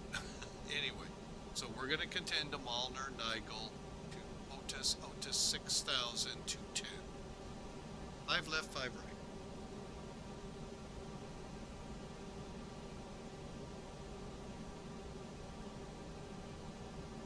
Alright. And then from Otis, we begin the approach.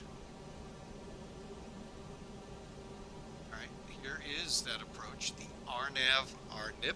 Yeah, I know it said ILS, but we're going to shoot the RNIP. Zulu into 5 left. Across the top is the briefing strip. There's our D-ATIS frequency approach tower. All depends which runway you're landing on. We should be on 19.3. Round 21.7.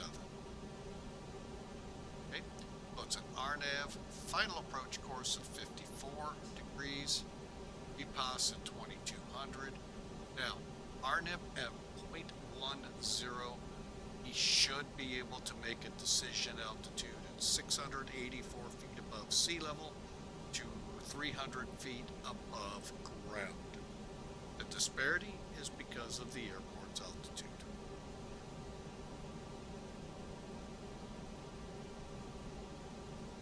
Missed approach, we just climbed straight ahead to 1,000 feet, then left turn to 2,200 to Durham, and hold. Okay, RNIP approach, GPS, all the altitude settings are in inches. Transition level 18,000 as well as the altitude. And we have to have authorization, compensated procedure not below 12 degrees, not authorized below minus 12 degrees Celsius, or should the temperature get above 54 degrees Celsius. I think at that temperature, the eggs might actually start cooking in the refrigerator. But anyway, simultaneous approaches are authorized. Accept arrivals off heave. And the glide path and the RNAV may not match up. Alright.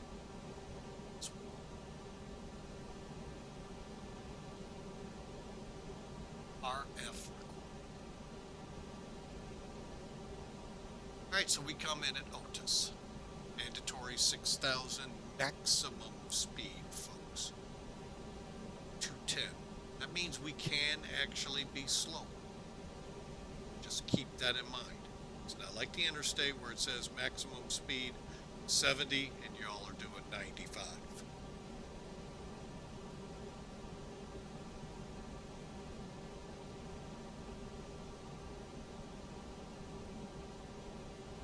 Alright, and we'll go to Chowder, Owl, Shul, Epas. Epas again, 2,200 feet.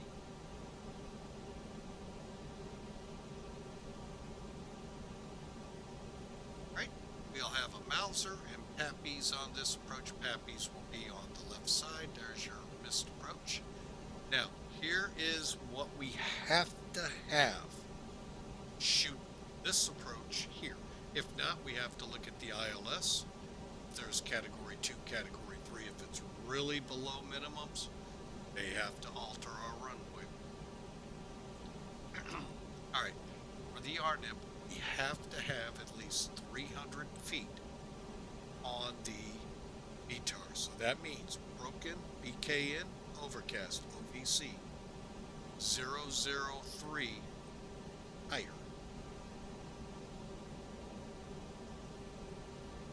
Also, your visibility has to be greater than a half mile. Or, in there is an RVR 24 higher. No exceptions like some approaches. Okay, now why is this one in here in bold? This is the MSL value. MSL means sea level. I like to call it above sea level value. Okay. So what that means is where my, let's see, what's today's, or not. So where my cursor is, this is your mean sea level. 34,000, actually it should be 35, did it stop? Sure it did. Actually, past.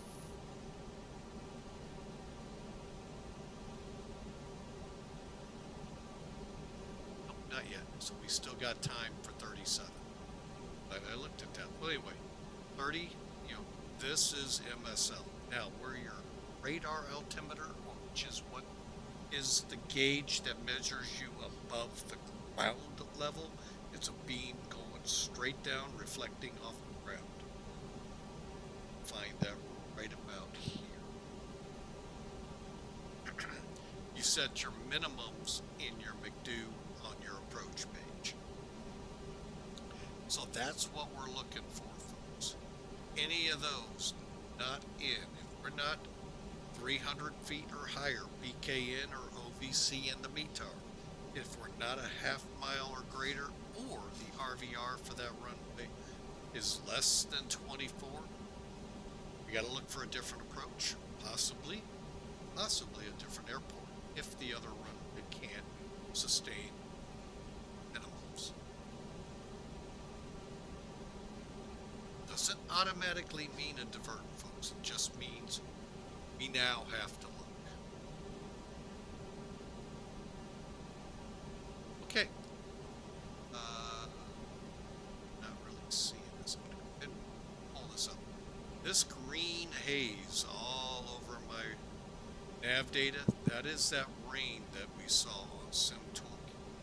You're now flying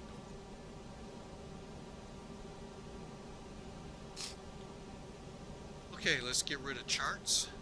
Lastly, I'm going to look here. Oh, 44. I thought we're 44 miles from top of the set. What? No, we're not. It's from the step climb, folks. So we at any time now can step climb. All right, so let's come over here. Let's start talking the landing performance. Now, it's taking a METAR as of 2051.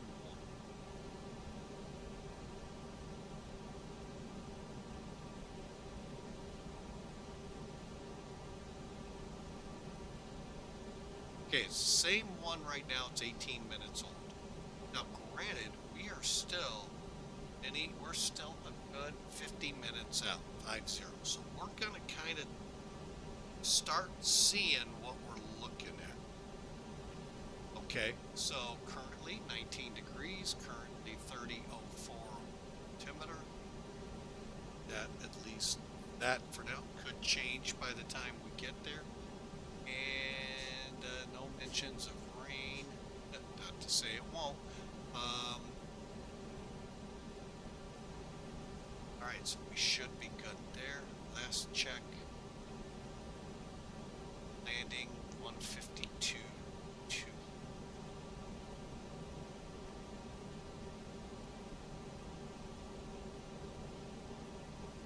Okay, full flaps, air conditioning on. I'm gonna go medium on the brakes, reversers on. Check here. Let's get a ballpark feel. Okay. I'm gonna go about halfway down the road. Okay, cool. So we need 5,000 feet. Required 4,700 feet, and our approach speed will be 139. No add-ons here. So the LS landing speed, approximately 130. Not bad. We'll see how this evolves as we get closer. But it's just starting to get us thinking, what are we looking at in the road? So there's your approach brief. We'll revisit parts of it as we get closer. About 20 minutes from now, we're still looking at a step climb.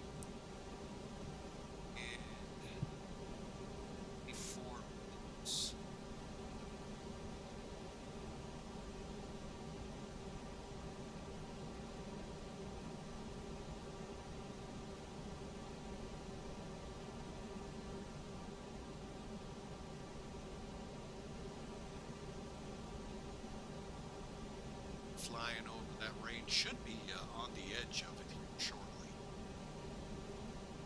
This guy.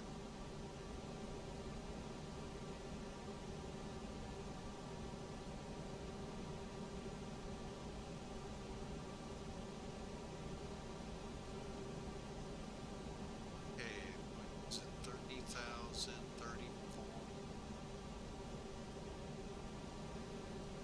Really aren't gonna really affect the flight that much.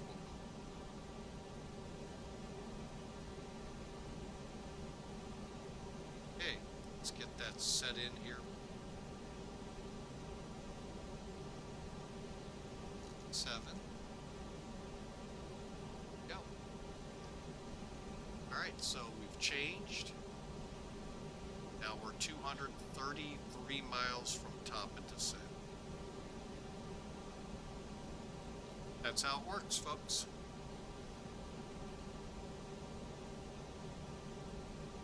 Alright, so FEMON, We are climbing to flight level 370, and looking good. Sure, I turned those seatbelt signs off. Come to find out, they stayed on quite long today. My wife's flight. Yes, the plane was getting buffeted pretty good over Florida and Georgia, so that happens, folks. Believe me, they want to turn that plane over to sell you stuff because that's extra money Southwest, Allegiant, pick your airline makes. So, but safety always comes first.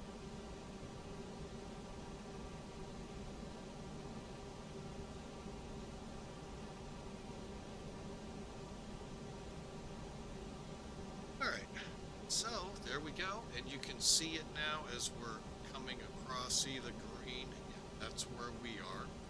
Bring charts in. I'm going to show a little. With charts now, have the ability for these weather ovens. Here's where we are. We're in that weather.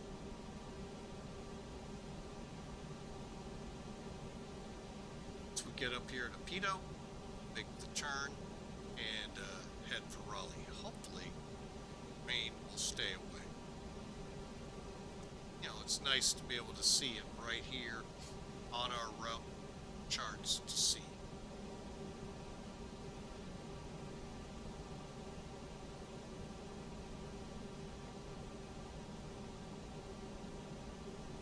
Alright, any questions, comments? Want to just talk? The Discord channel is open. Love to hear from you.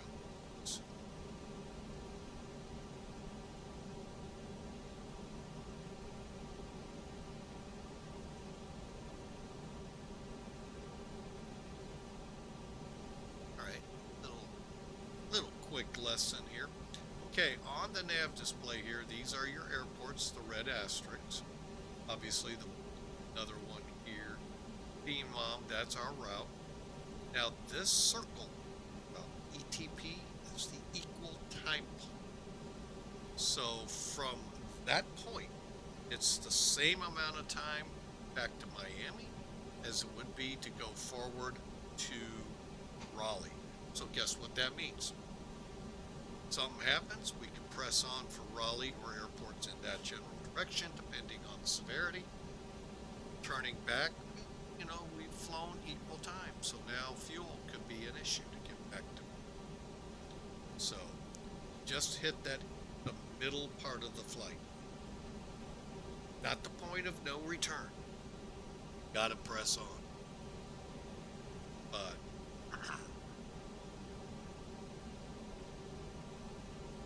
alright, folks, I'm going to kind of simmer down a little here, let you all enjoy, and like I said, any questions, comments, come on, Discord chain. Love to hear you.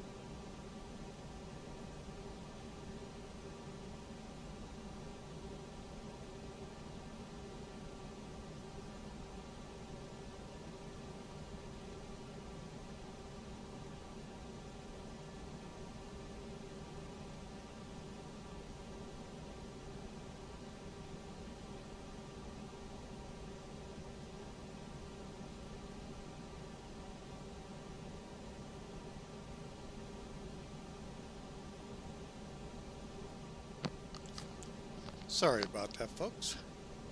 Granddaughter duties stepped in, had to step away there. Sorry about that.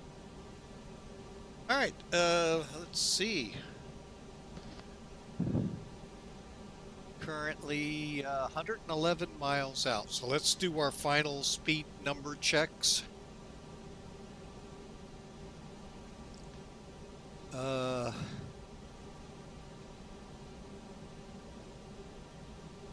Okay, it looks like the same data. Let's see if it is indeed.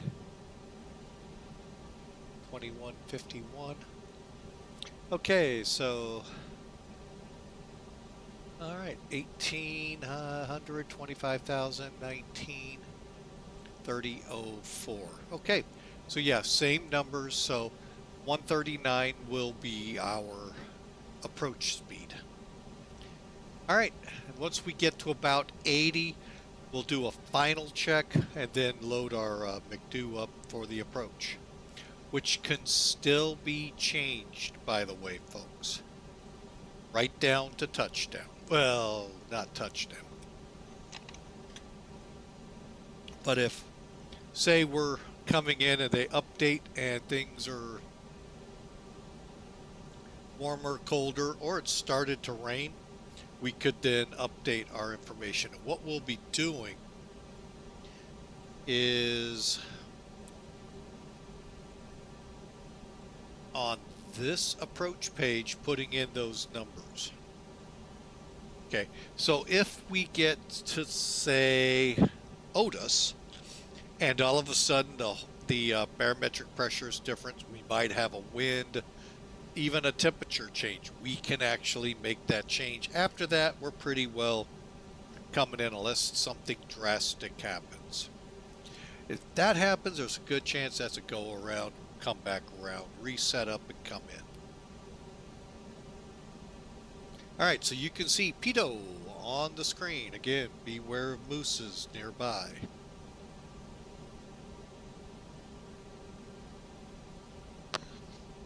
All right, so we stand, hang on a second, back to the perf page. Okay, now this blue area that says activate approach phase, recommend you only hit that switch.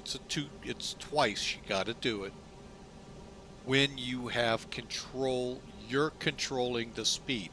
Otherwise, it's going to slow you down to about 140, 150 knots. While the speed is in managed, it's not going to change.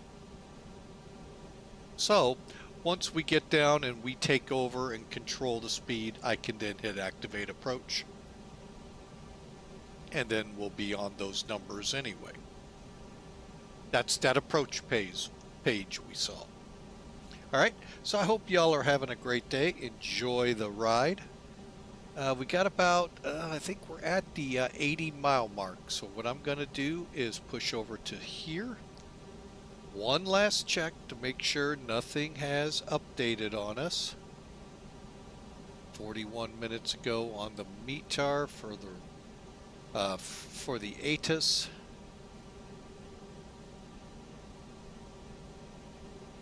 Same for the METAR. So this information that we had on the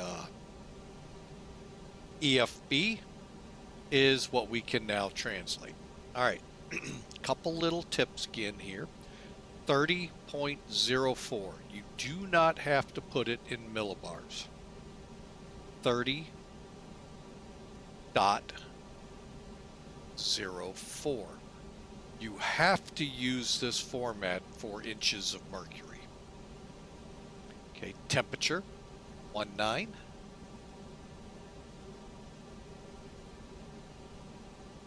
Winds calm.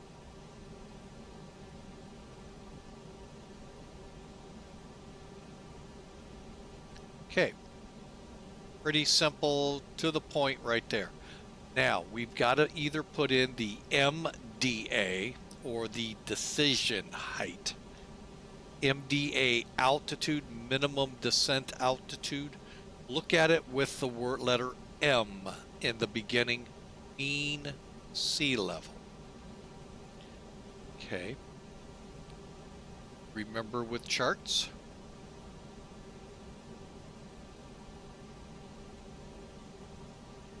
The bold, right here, 684. That is what your altitude will read in the altimeter. Minimum descent altitude, 684 feet till you've got the runway in sight. That is going to be compensating for you being above sea level. Now, decision height is the bracketed one, AGL, above ground level. So both points are the same in the sky. They are not different in any way. The only thing that makes the numbers look different is where is the base at? Is it sea level? Is it the actual ground beneath us? In this case, the airport itself, let me just kind of scroll up here, is 435 feet above sea level. So we're compensating 300 feet for that. I didn't look at the touchdown zone. I'm just taking the airport. So you can see it's getting us up close to 684. So I'm going to go with the 684. However, if you find a way to pay attention right here, I just blew it up, you will see when we hit minimums, it'll be right in this box for 684, 300 right in this box. Here's the caveat, folks. You can't put both in. It's one or the other. So if you put 684 in and then put 300 in DH, 684 goes away. Okay? All right. I know, clear as mud. All right, currently, and then we're set now. 684 is going to be our minimum descent altitude, and everything's good. Okay, so perf, 53 miles out. Okay.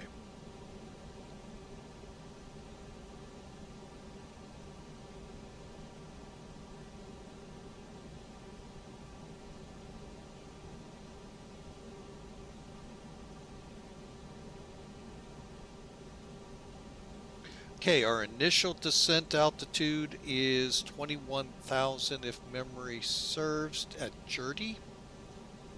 So let's dial that in. Prepare for descent.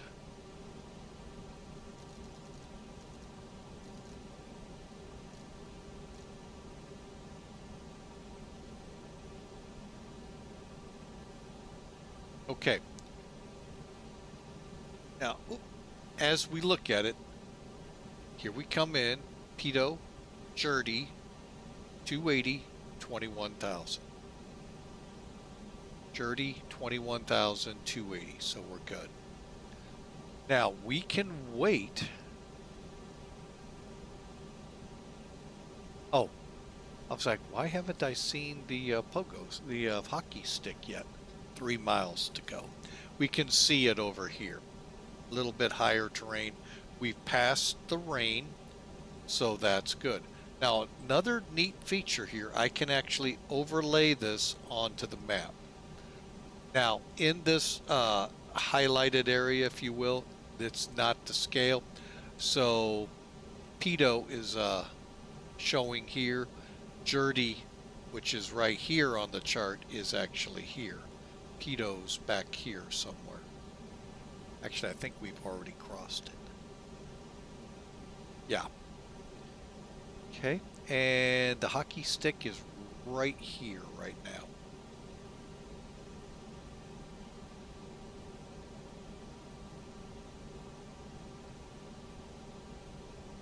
And while we're in commercial break, bear with me, I'm going to resize.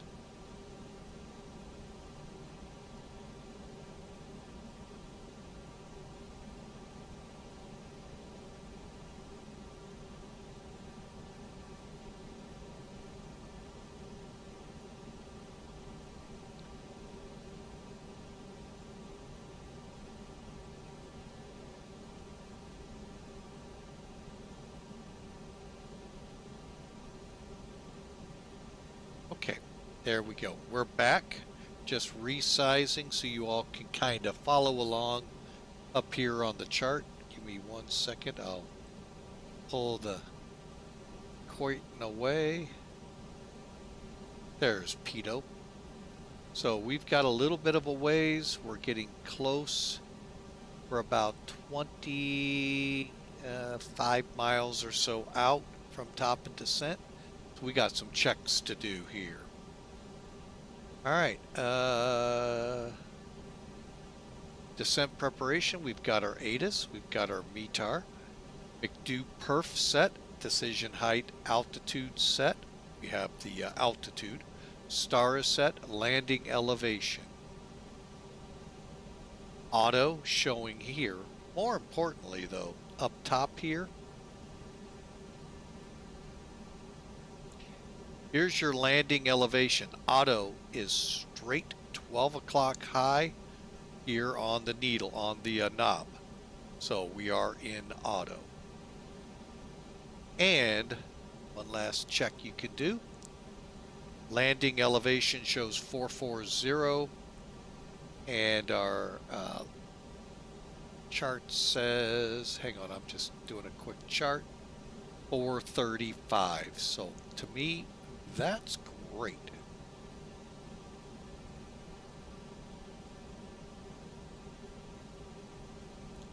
All right, now our chart, we're technically on. However, we're not, because of the scale, we're not actually on the chart. That's why it's the way it is. See, it starts way up here. PETTO's there, but it's actually right there. We'll catch up to it in a minute. All right.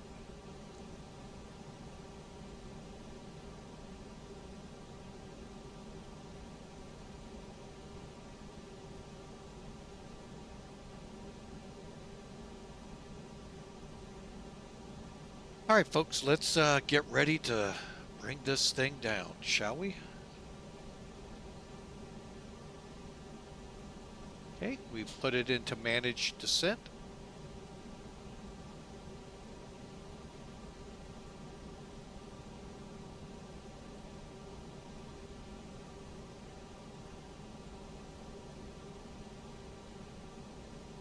Again, we got to get down to Journey by 21,000 and then work from there.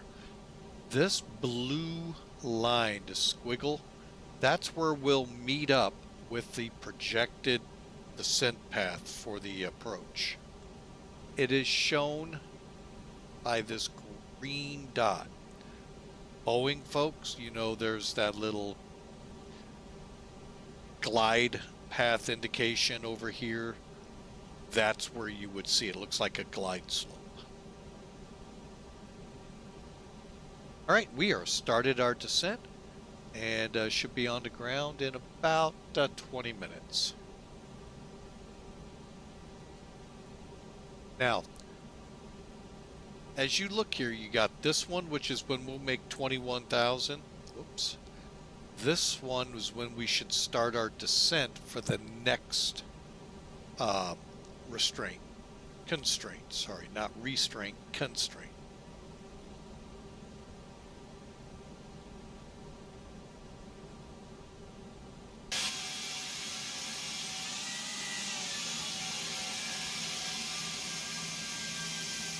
Oh yeah, we're going to fly this livery quite a bit. Stand up for cancer.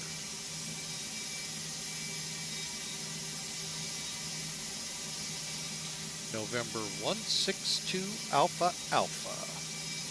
Folks, like I said in the beginning, I really love this livery. It's a livery kind of like Make-A-Wish, a livery like St. Jude. These are organizations that are amazing out there. We're not doing a telethon. We're not trying to, you know, raise money for them, although I would love to. I don't know what it takes to set a stream up for that. But cancer hits just about everyone out there in some way. We all know someone who's had cancer. And I wish we could eradicate it. You would think with all the money we put to it in wood, it hasn't. So, what a way. Stand up to cancer. What a great livery. And like I said, when I figure how to do those kinds of streams, oh, you can guarantee I plan to for not only cancer but St. Jude, Make-A-Wish. Make-A-Wish really is unbelievable what they do. But today it's stand up to cancer on the plane. So we'll talk more about St. Jude and Make-A-Wish.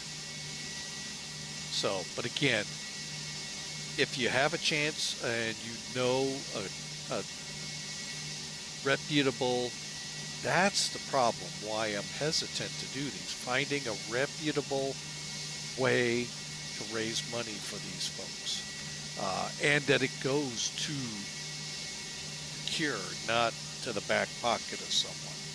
So, you all know how. Hey, hit me up. I'd love to learn. So, but cancer is a big one. It affected our family.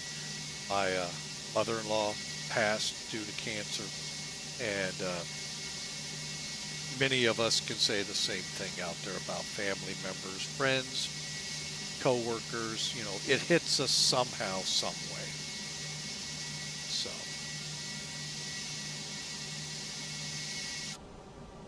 all right, so we are now descending into Raleigh, Durham. We got a good cloud deck below us, and we'll be penetrating through that here shortly. All right. Okay, Jordy's on the screen, and we'll have, actually, let me just go ahead and look at it. Okay, after Jordy, which is right here, we have to be above 11, above 9, and below 10 by Nigel, and 6,000 at Otis. Okay.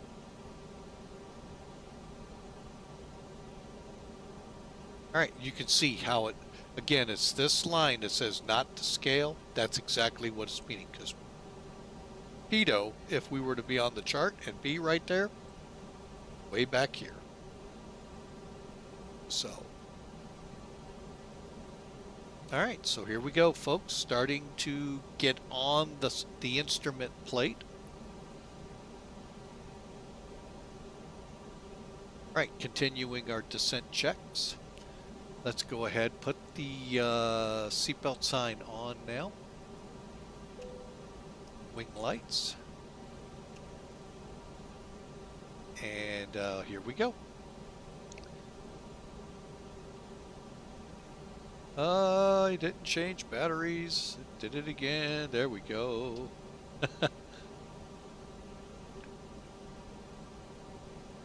All right, so auto brakes. Let's do medium. And constraints. Let's do it. Landing system constraints. Landing system LS and constraints. Now, let's review. Remember, we're doing an RNAV, RNIP approach. Is there a frequency we tune?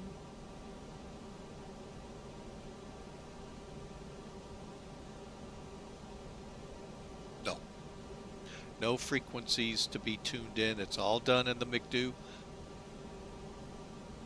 Now, if we had an ILS and separate, and we weren't in an Airbus, yes, we would tune frequencies. But with it being an RNAV, RNIP approach, nothing needs to be tuned. Hard set, anything like that, the aircraft will do it for us. See, nothing's in here.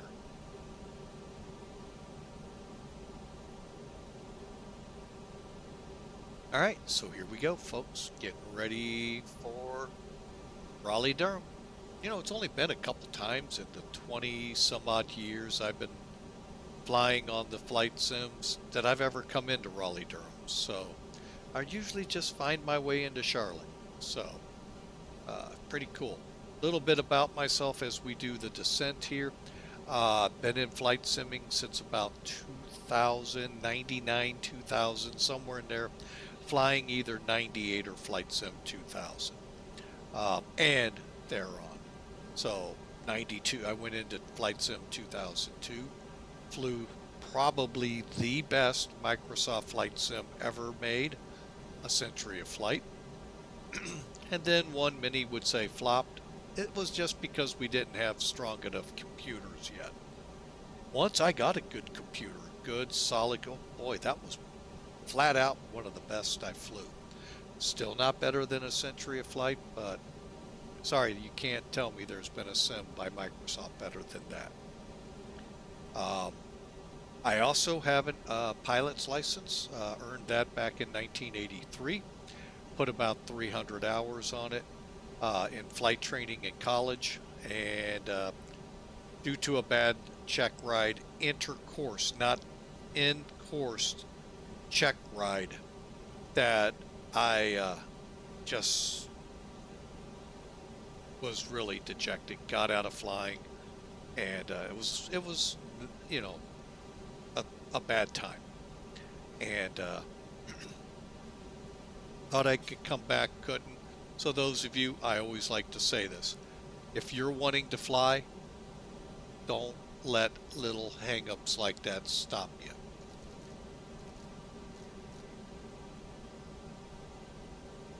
All right, so here we go. Starting down to 9,000, then 6,000. From there, folks, I've been flying since, like I said, 1999, 2000. Here on the sims, different sims. Done some of the military ones like BMS. Dabbled in DCS, blue screens.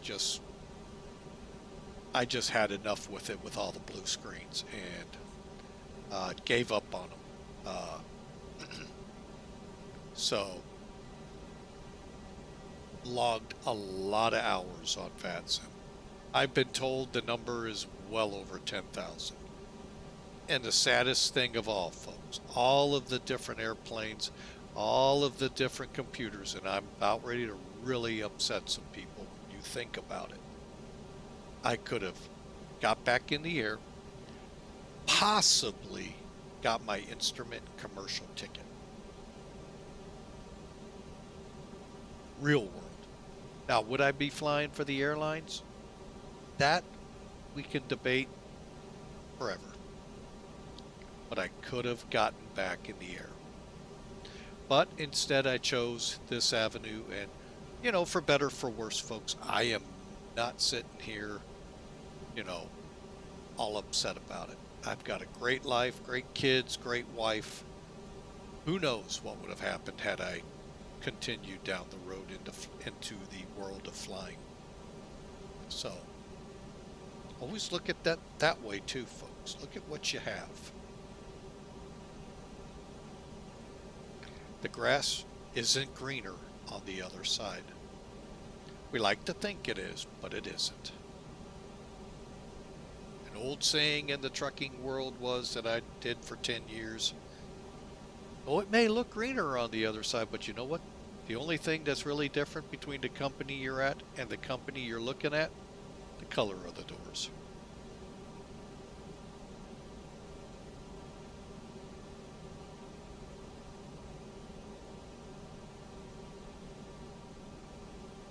All right, we said, I believe, 3004. I'm checking real quick.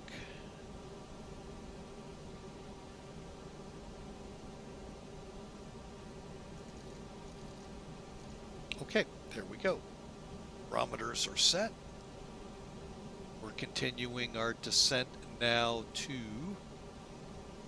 9,000 by Nagel, and then 6,000 at Otis, and we'll be at 210 or below.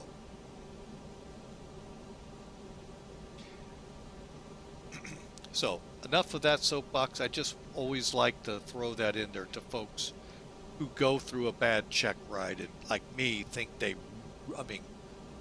I mean, I watched some of my flying here, and it was on par with what I did on that instrument in course check ride. And makes you feel like you don't know, you haven't learned a thing. And that's how I felt.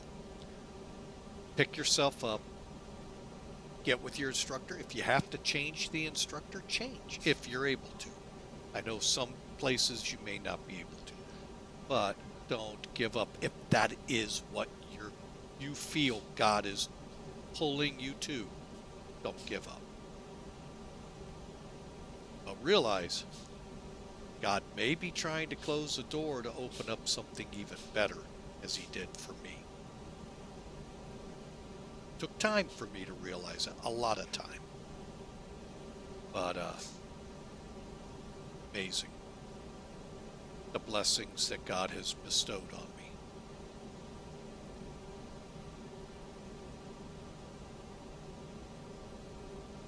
And one of those big blessings, folks, are the followers and subscribers here at Flying with Mike. Something I never dreamed of. Hawker 125, one of my moderators, they'll attest to it. Almost kicking and screaming coming to streaming. Took Captain Mac, listening to him, watching him, and going, really? And lo and behold, I took that first step and haven't stopped since. That was 3.5 years ago.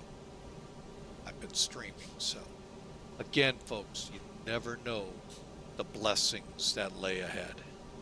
You just have to go in eyes open to see them and not be going, oh, I gave up flying. What am I going to, which I did for quite a while.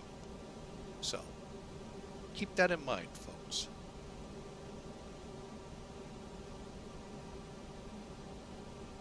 All right. I'm going to go ahead and get rid of this, see where we're at. Okay, we're coming up to Dempster. Just got to be above 11,000, which it looks like we'll be. And then Nagel above 9,000. And then we head down to 6.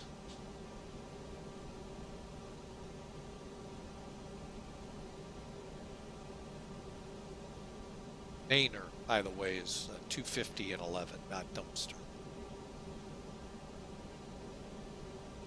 Okay, here comes the speed brakes to slow us down.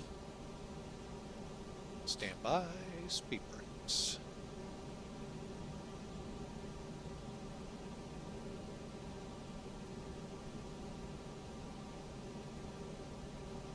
All right, folks, so here we go.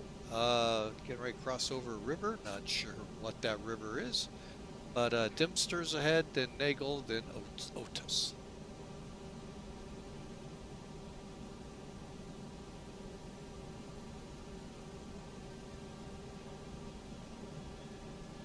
Hey, Nigel.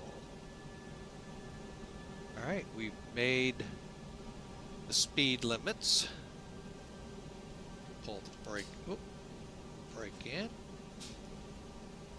Here we go. Start our big descent.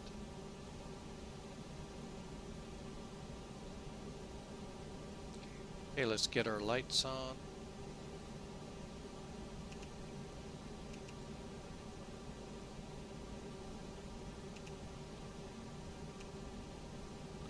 And let's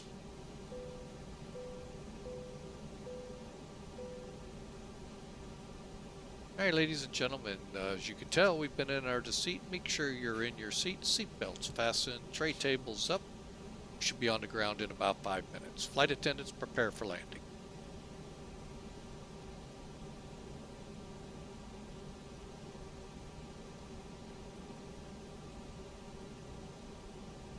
Okay, I'm setting for 6,000. We just passed that.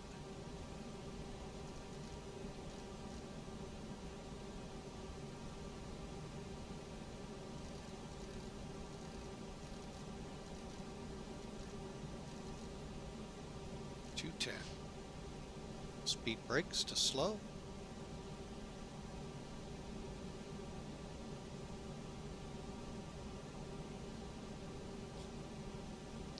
And then from here, I'm going to go ahead and get a little closer, and then we'll switch to the other chart.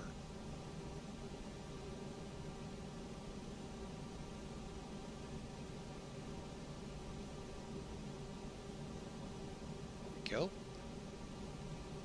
All right, we'll be following it. It'll be Otis, Chowder, Bowel, Chul, we pass, and then the runway. All right, we're at our, no, we're not.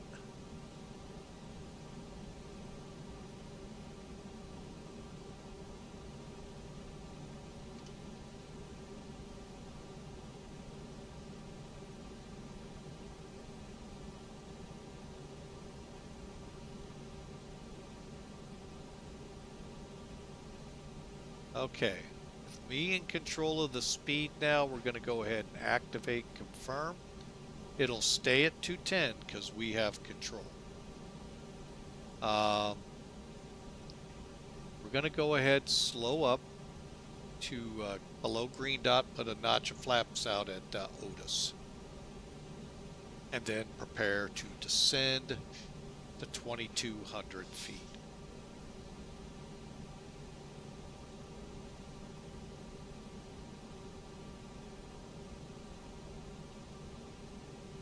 Okay, now out the window here. I lost my mouse again. Got this lake right here, correct? Well, that's this lake right here. So, once we get past Bowel, we better be seeing the runway.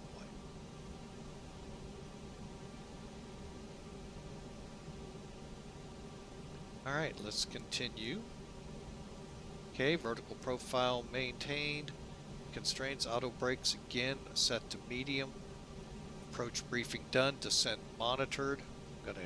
Well, I would have updated our winds, I forgot to. That's missing on this checklist, that's why. Landing lights, wing lights, seatbelt signs are on, cockpit doors locked, and ready. Transition level's been achieved. Final approach fix. That will be we pass 5.6 out.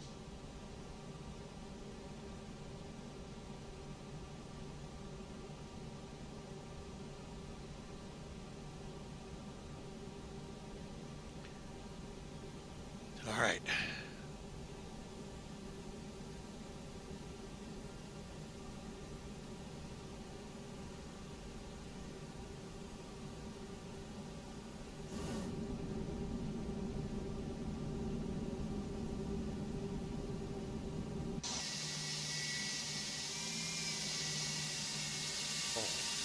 Sunset arrival, folks. Beautiful. That's a nice shot.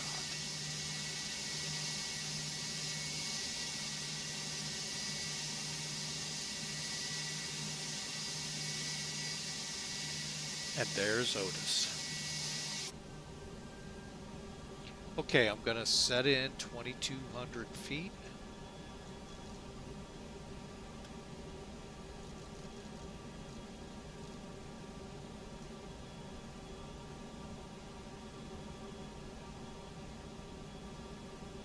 Degree. We're going to get flaps 1 in place.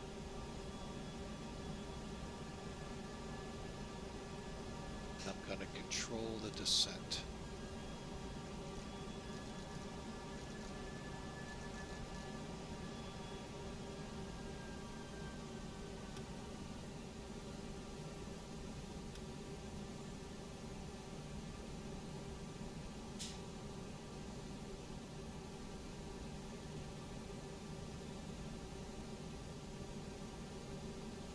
Okay, let's go ahead slow. Nice and easy on this descent. Again, we need to be at way pass at 2,200.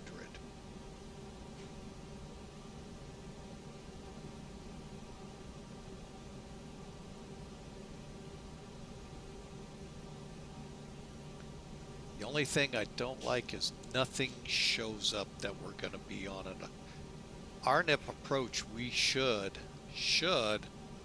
see a lot of the ILS stuff on here. It doesn't matter if it's Toliss or Zebo or Flight Factor or what. I just don't really see it that much. I think I got the runway in sight.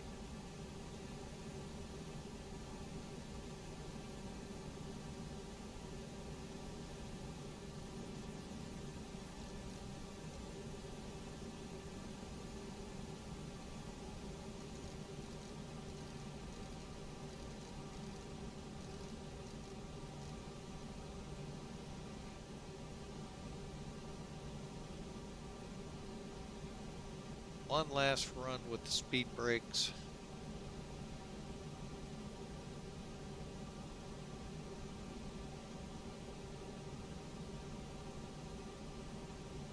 Okay, they're not helping.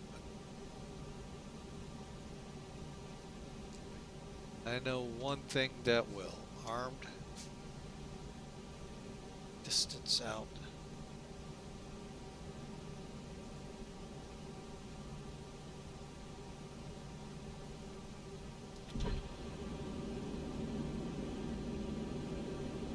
Alright, I'm just going to take over.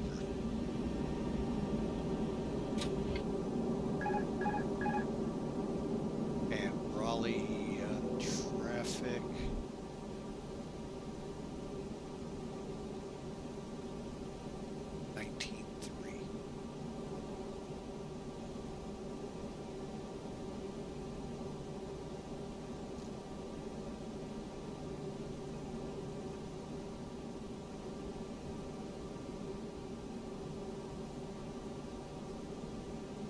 Raleigh traffic, American 638.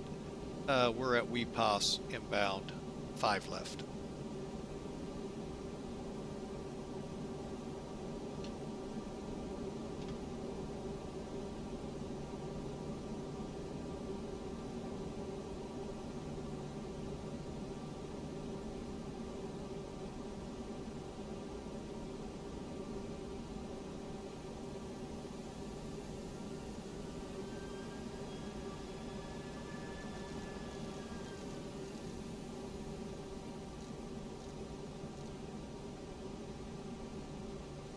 Flaps full, brake set, gear down, spoiler set, cabins alerted.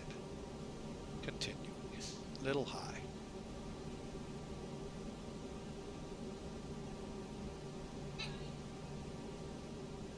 Hello. 2,500.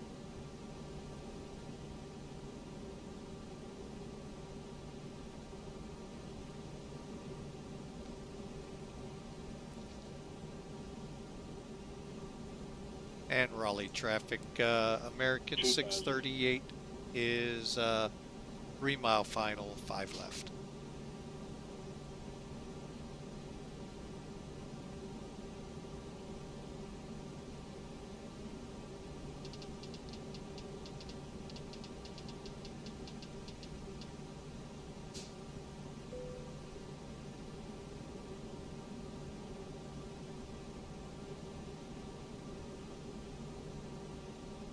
That's really not good. I thought we would definitely have lateral.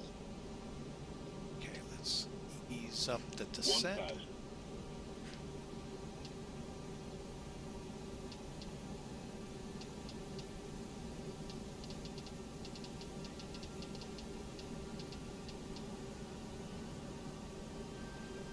And we're stable landing.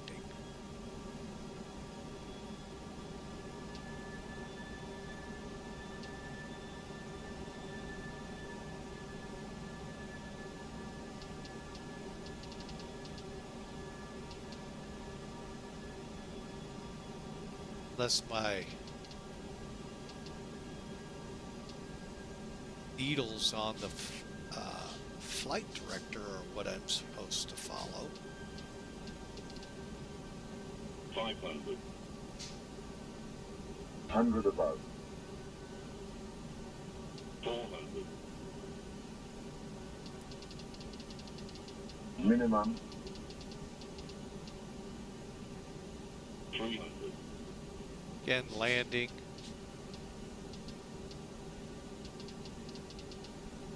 200. 100.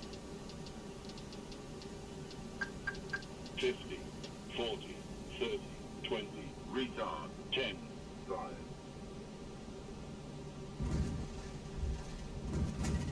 Reverse.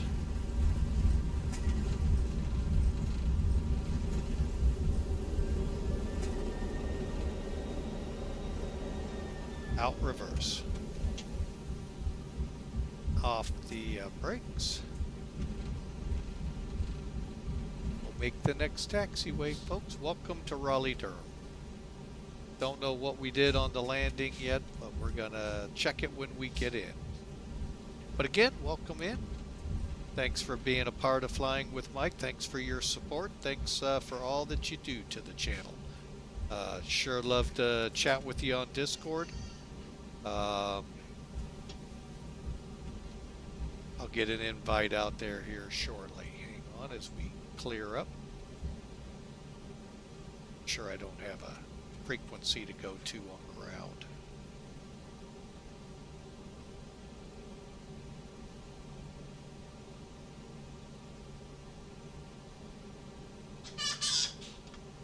Hello. Hello. Why don't you go eat your mac and cheese? No mac and cheese. What? Alright. Roger. Taxi to gate Charlie 25. American 638.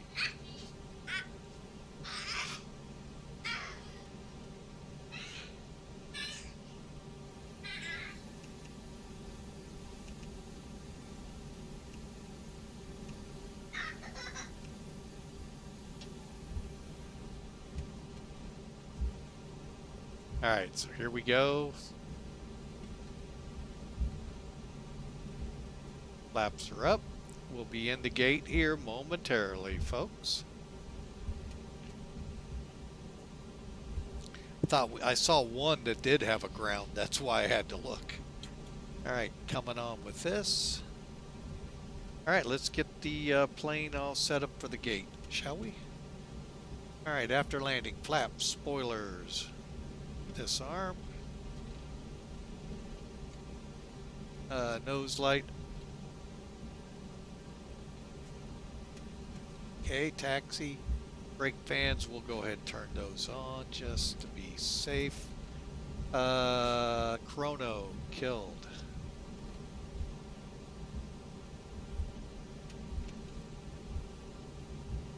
Brake fan radars turned off.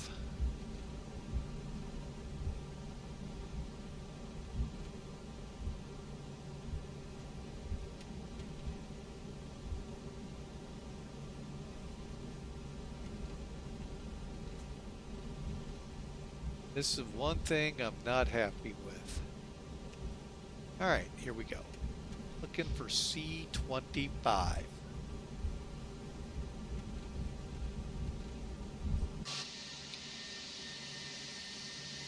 Hopefully they tell us.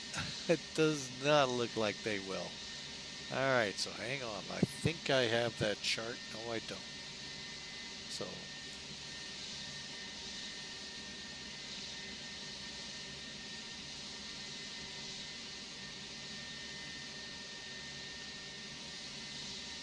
okay, we're going to turn in right here. I was kind of hoping they had them labeled.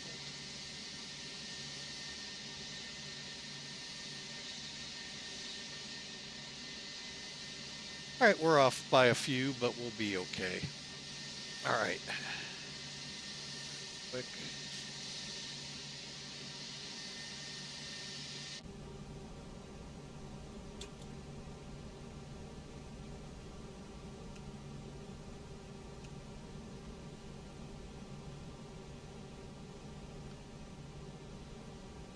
Okay, goose it in a little, and I'm going to go ahead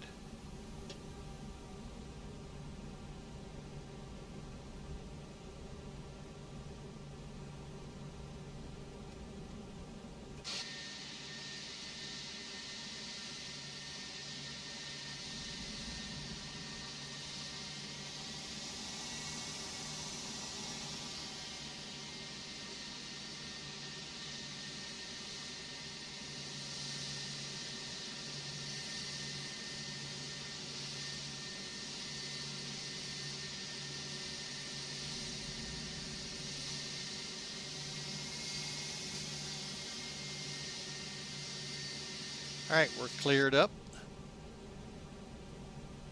Available, good deal. Lights are off except for, okay. Final checks that I got everything. Weather radar, strobe lights, APU master, TCAS is on standby. And alright, arcing, brakes are set, APU bleed on. And we'll turn the engines off.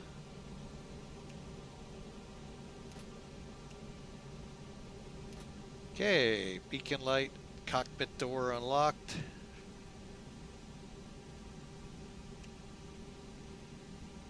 Alright folks, we are on the ground here. Welcome into Raleigh, Durham.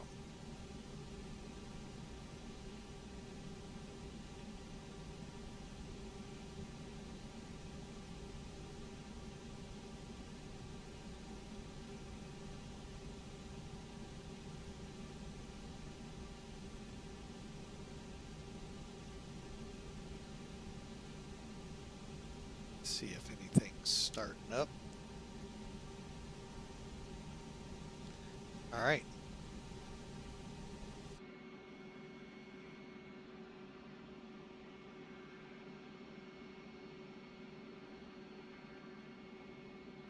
All right, we can monitor in here. I am actually gonna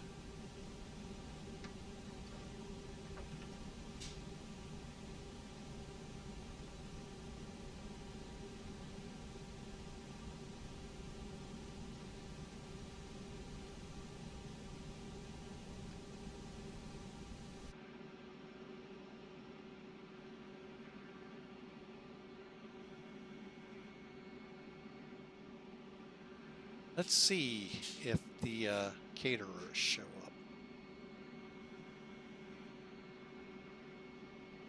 Does not appear so, but they may be in a. We'll see. All right, let's get going. I got to get myself going here. Passenger seatbelt signs off. All right, so that was a good flight, folks. I hope y'all enjoyed. Let me log in here to. Got to get a battery.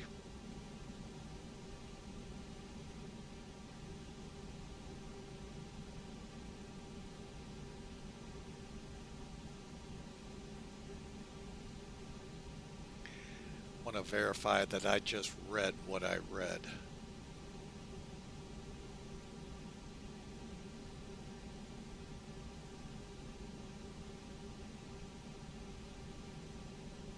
Come on, computer. All right, so we landed here. The Pirate sent to Virtual American has us, oh my goodness, 57 feet a minute. Nice. We'll take a look, see what POSCON, not POSCON, Sim Toolkit has. But yeah, overall good run, 205 points. Good flight. All right, love it, love it, love it. All right, let's bring Sim Toolkit in, shall we? So we can brief this out real quick.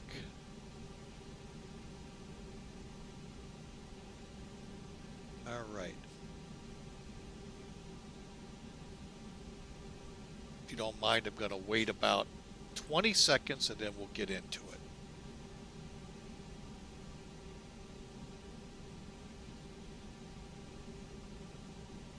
All right, I hope y'all enjoyed. We're in Raleigh, Durham.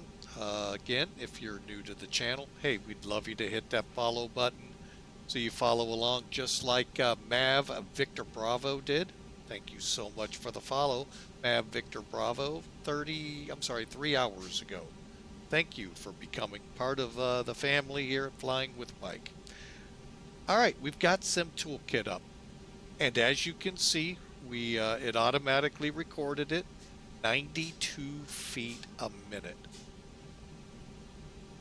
All right, so let's get in here, look at the details.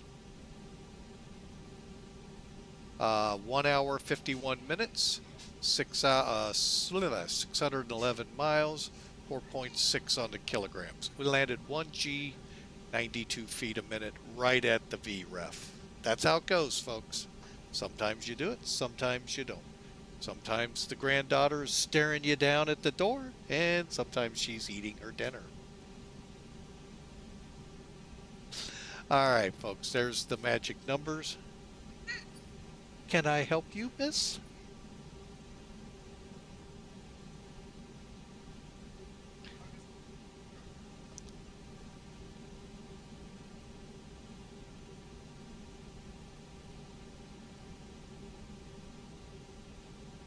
All right, so we're not going to do a replay today, folks, as much as I'd love to see this landing in replay. But I just wanted you to see we landed 1,700 feet down the runway, about 17 feet to the left of the center line, folks. To me, that's a beautiful landing. And again, the numbers 132 for the touchdown speed, 92 feet a minute. Great, great flight. Hope you all enjoyed. As I indicated,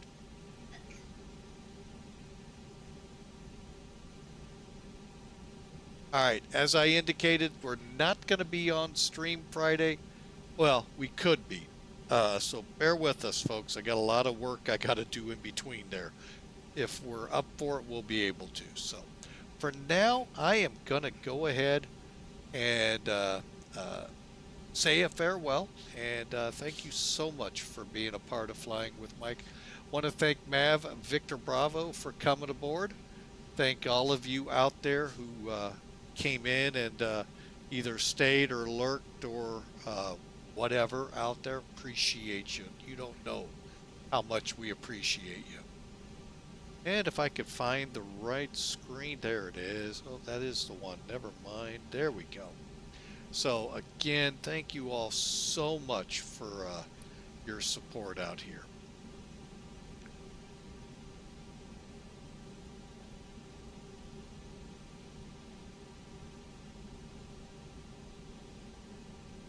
All right, we're disconnecting from POSCON. And just making a quick check. And again, thank you all. We will hopefully be able to see you Friday, bearing how work goes. So for now, folks, God bless you all. We'll look for someone to hand the stream off to as soon as my mouse decides to work again. And we'll see you hopefully on Friday. God bless.